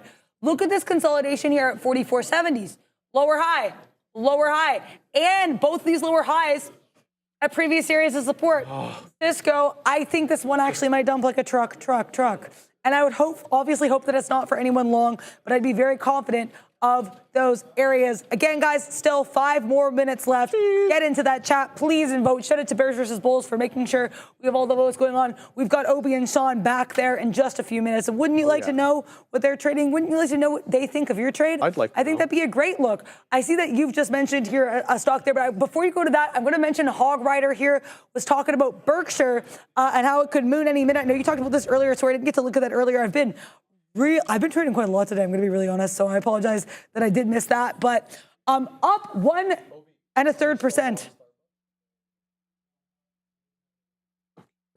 Oh. Okay, sorry, guys. I muted it. Oh, I didn't know that. Okay, sorry, I'll keep talking. I was just awkwardly silent there for a moment. Wow, this flat top break. Shout out to you there. It sounds like you were long here on this BRKB. Great volume here for Berkshire. We're up 1.3 million shares, up more than 1%. I don't know if I've ever seen Berkshire do more than 1%. I love that we had this clear bull flag here. Some resistance, the top of this bull flag at 437s, higher lows, break above it beautifully, and we actually retest this area a couple times too. I like this, pushing higher for Berkshire, near high of days. And honestly, 30-cent spread, not too shabby for Berkshire. Eli Lilly can have a bigger spread than that any day of the week. So I like this Berkshire move. Again, sorry for randomly quietly talking there. I didn't realize what was going on there. But yeah, we were just talking to Obi about Starbucks. Wow, Berkshire, good look here for B to the R to the K to the B. Look at this bounce. Look at this beautiful push upwards. Nice look here for Warren and his friends. I'm sure they're eating a buffet over there with Buffett and Co. How you doing? I like it. I'm just talking, who was it I was mentioning there in the chat too? Not Hog Rider. It was, Easy Trader. He's telling me about GNLN, and I literally just loaded it up right before you mentioned that. So good look by you there. 1 second, I just have to manage this Apple trade as I had an order to go long through the break of the $0.50 because it was such a big seller at the $0.50. So we're gonna have to put this stop in now to manage the position. There we go. Just allow me a sec there. There we go. So that is in play. Let's see if we can get something a little bit higher here on the dead one. We'll see. We'll risk about 10 pennies there. But yeah, GNLN. Let me load this up on the side chart over here. I think I already had this one up. Yeah, I did. And so the reason that everybody's yelling about this was because it made a new high. So it initially had a breach of VWAP. And this is what I like about it, Easy Trader, because it's respected VWAP on the day. Even in its trending time, not just the consolidative times, the trending times, it's also shown its inclination to respect the volume weighted average price. So that's why I'm keeping my eye on there. Look, we rejected VWAP here, then we clear it, we get into that 14 3/4, we come back, we defend 14. This would have been an excellent entry, this hammer candle. I was looking at it when I did that. I didn't have the order sitting there at 14. I was looking more to punch in rather than have something resting just because of the nature of this stock. But a good look. It's headed up. There's obviously higher lows in play here if you want to base something off the moving, or not the moving average, the trend line off the lows. But VWAP here has shown its propensity to feature in the price action. It's just about how you weasel in. But I was looking at this one. It's awfully spready at times, right? Like, look at this over here. Let's load up GNLN. This is this, well, right now it's about a 5 penny spread, but I've seen it worse, 15 pennies at times. It really does depend. Right now it's not too bad. So if you put in an order at 405, it would just have to cross by a few pennies there. But this is a good look. I like the higher lows, the higher highs. We obviously have resistance at 1480, which is interesting because we had that earlier as well at around 11:30 till we flushed at about 3 minutes to 12. But we're right back at that 1480 area. It really is more like possibly 1480 because we were bouncing off 15 earlier. When you look at the earlier price action, 15 was definitely a level of support. Before that, it was resistance. So it's about a 20 penny area, I guess, which jives with the price action on this name. So good look there for GNLN. I would say get it off a dip rather than getting it on a breakout high just to protect yourself there, but we'll basically wait and see. All right, Apple nicely in the money here. Let's see if we can wet our beak on some profits.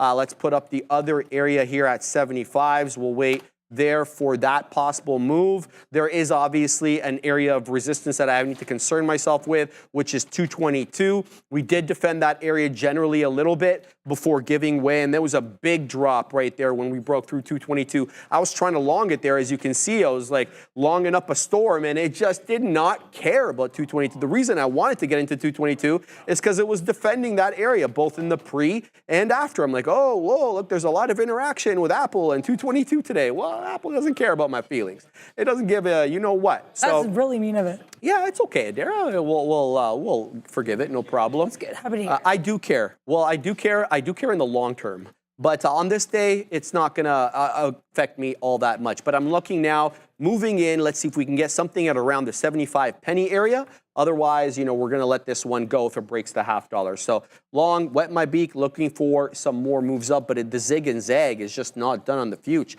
A little high, a little low. We're still below 19.1, guys. So the direction on the future could be, you know, bamboozling until we choose a direction either above 19.1 or below 19.1. Zigging and zagging right now, though. Yeah, certainly ziggy, certainly zaggy. I was trying to take a long here on the SPY because I liked that 543.40 breakout. I liked it on the book. I was really interested in taking some profit here if we got to 543.60. Alas, we could not. Happy with how I managed it. We broke below 20s, which I was using as support on the book and on the chart here, this 90 MA. Didn't work out. I got out. All good there, baby, baby. It was not all a dream, but a lot of these trades, I'm really happy with where the progress is going. It's not about the journey. It's about the destination. Sometimes that destination will, you know, be a little bit farther along the road, and you really just need to kind of keep working here. And so, actually, so it's not about to say it's about the journey. That's what I mean. That's it. So that's what I meant to say, yeah. And so my journey on trading, it's never going to be linear. Much like these charts, sometimes it'll zig, it'll zag, it'll be like a little bit herky-jerky. But that's what you just got to commit to bettering yourself every single day and making some improvements. Definitely try to take more size today. Sometimes it worked, sometimes it didn't. But honestly, I have to say the management was pretty solid, so I'm happy with that. Why isn't the market moving, says Rivian Millionaire. Oh. I wish I had an answer. Oh, Trenda, I'm back. Clearly y'all need me, and the markets are crying because I am away. Camp it, baby. Trenda's back. Heart. Thank you very much to Trenda and to Ramin for blessing us with her presence again. How you doing today, Trenda? She's smiling. She's all smiles. Sharif, are you able to forgive her? I don't know, Dara. Sharif, forgive me. That was good, Dara. That was good. I like that. I love Trenda, man. If I don't give Ram a hard time, These markets do need to Trenda, though. Rivian Millionaire's right. The market is there. You go. Yeah. No, I don't think anybody's wrong about that. And yeah, we'll give Trenda some love. I'm willing to, you know, be good with Trenda.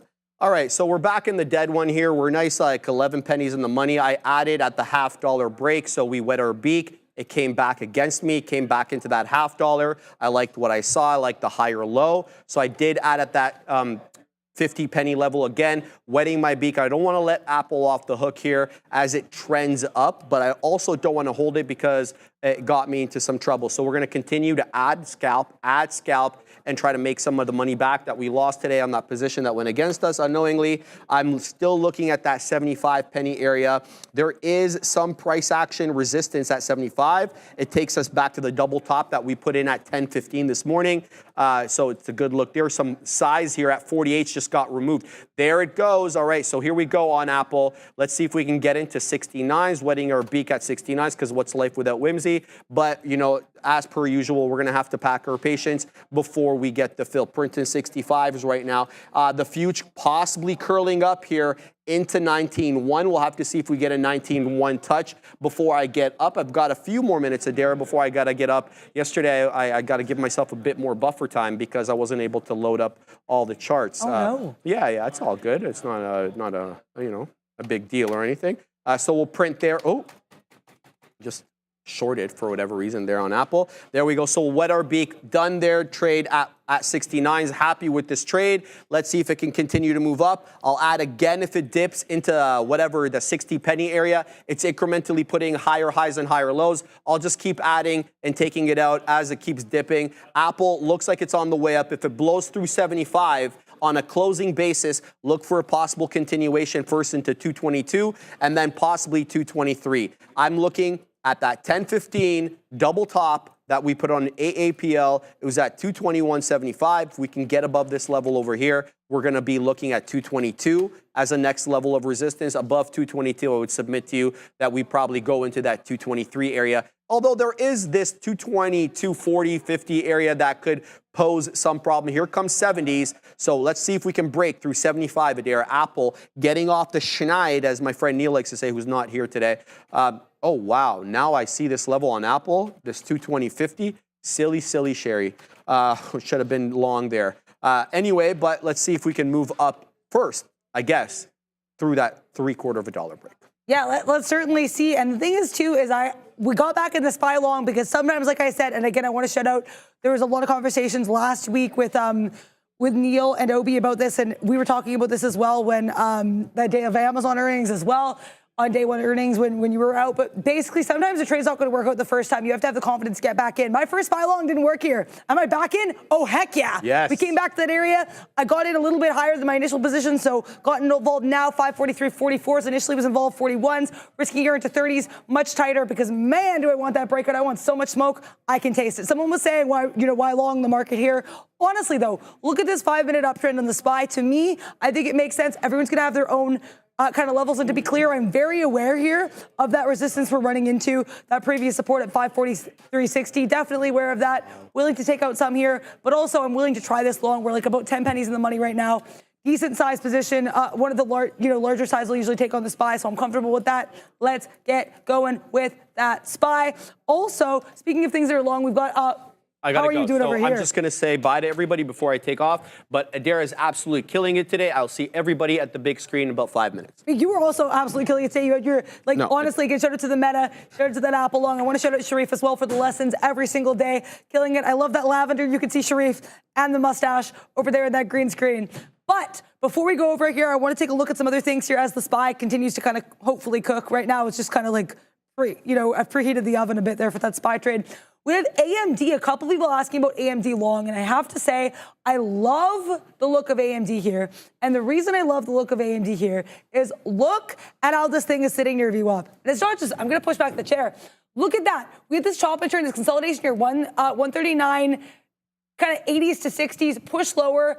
Have this comeback. Look where we bounce here and rest on the 90 MA before we push higher. That's right, that area between 139.60s and 139.80s. We come back, we could drink lower, don't even touch it. But then as we're trying to curl higher here, look where we're pushing our little nose up and trying to have a breakout. That's right, VWAP in confluence with this area that we've hit so many times, that 139.70. Man, this is a great look here for AMD. And we have higher lows. So, Sharif has talked a lot about, and one thing I've really learned from is whatever you're going to use as your impetus to get into the trade, sometimes you can use that as your impetus to get out of the trade.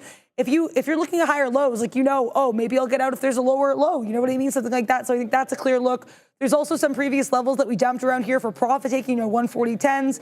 We had that 140.50 as well, 140.70. Not advice, just my take on the chart. I think there are some natural levels here that are trying to brew on the AMDed one. Let's see if it gets above VWAP as we get the SPY pushing up into 60s. Man, SPY, if you get 60s, I would be the happiest girl on the planet right now. NVIDIA short, says Jameson. 2 minutes. I'm just trying to make sure we have time. We've got about a minute left here. Speaking of chips, we have AMD long. Now we have someone asking about NVIDIA short. How's NVIDIA doing over here? N to the V to the T to the A. Oh, I see what you mean here. NVIDIA, I mentioned that 117.25 area earlier. I think that's definitely an area of resistance. We're making some lower highs here. I'd like to see what we do here at VWAP because we do have lower highs generally, but also some higher lows. And clearly, look at this wick bounce here off VWAP. That's huge. So we'll have to wait and see what this market does. Also, I'd be cognizant as we kind of have both the Qs and the SPY, in my opinion, trying to break up a little bit higher. I'd be kind of cognizant here for shorts on these Mag 7 names. Let's see what happens, though. We're not going to leave right away. We do have, just as I was saying, maybe a push higher, have a bit of push in the Qs. Let's see if that bounces off VWAP. My SPY, just as I was like, we're going to break above 60s, comes back careening down here to mid-30s. Like I said, I'm in this till we break below 30s. Let's see. Can we get our 30s bounce here? S&P 500, I believe in you. Let's see what happens. The biggest thing, though, you don't have to believe in a stock.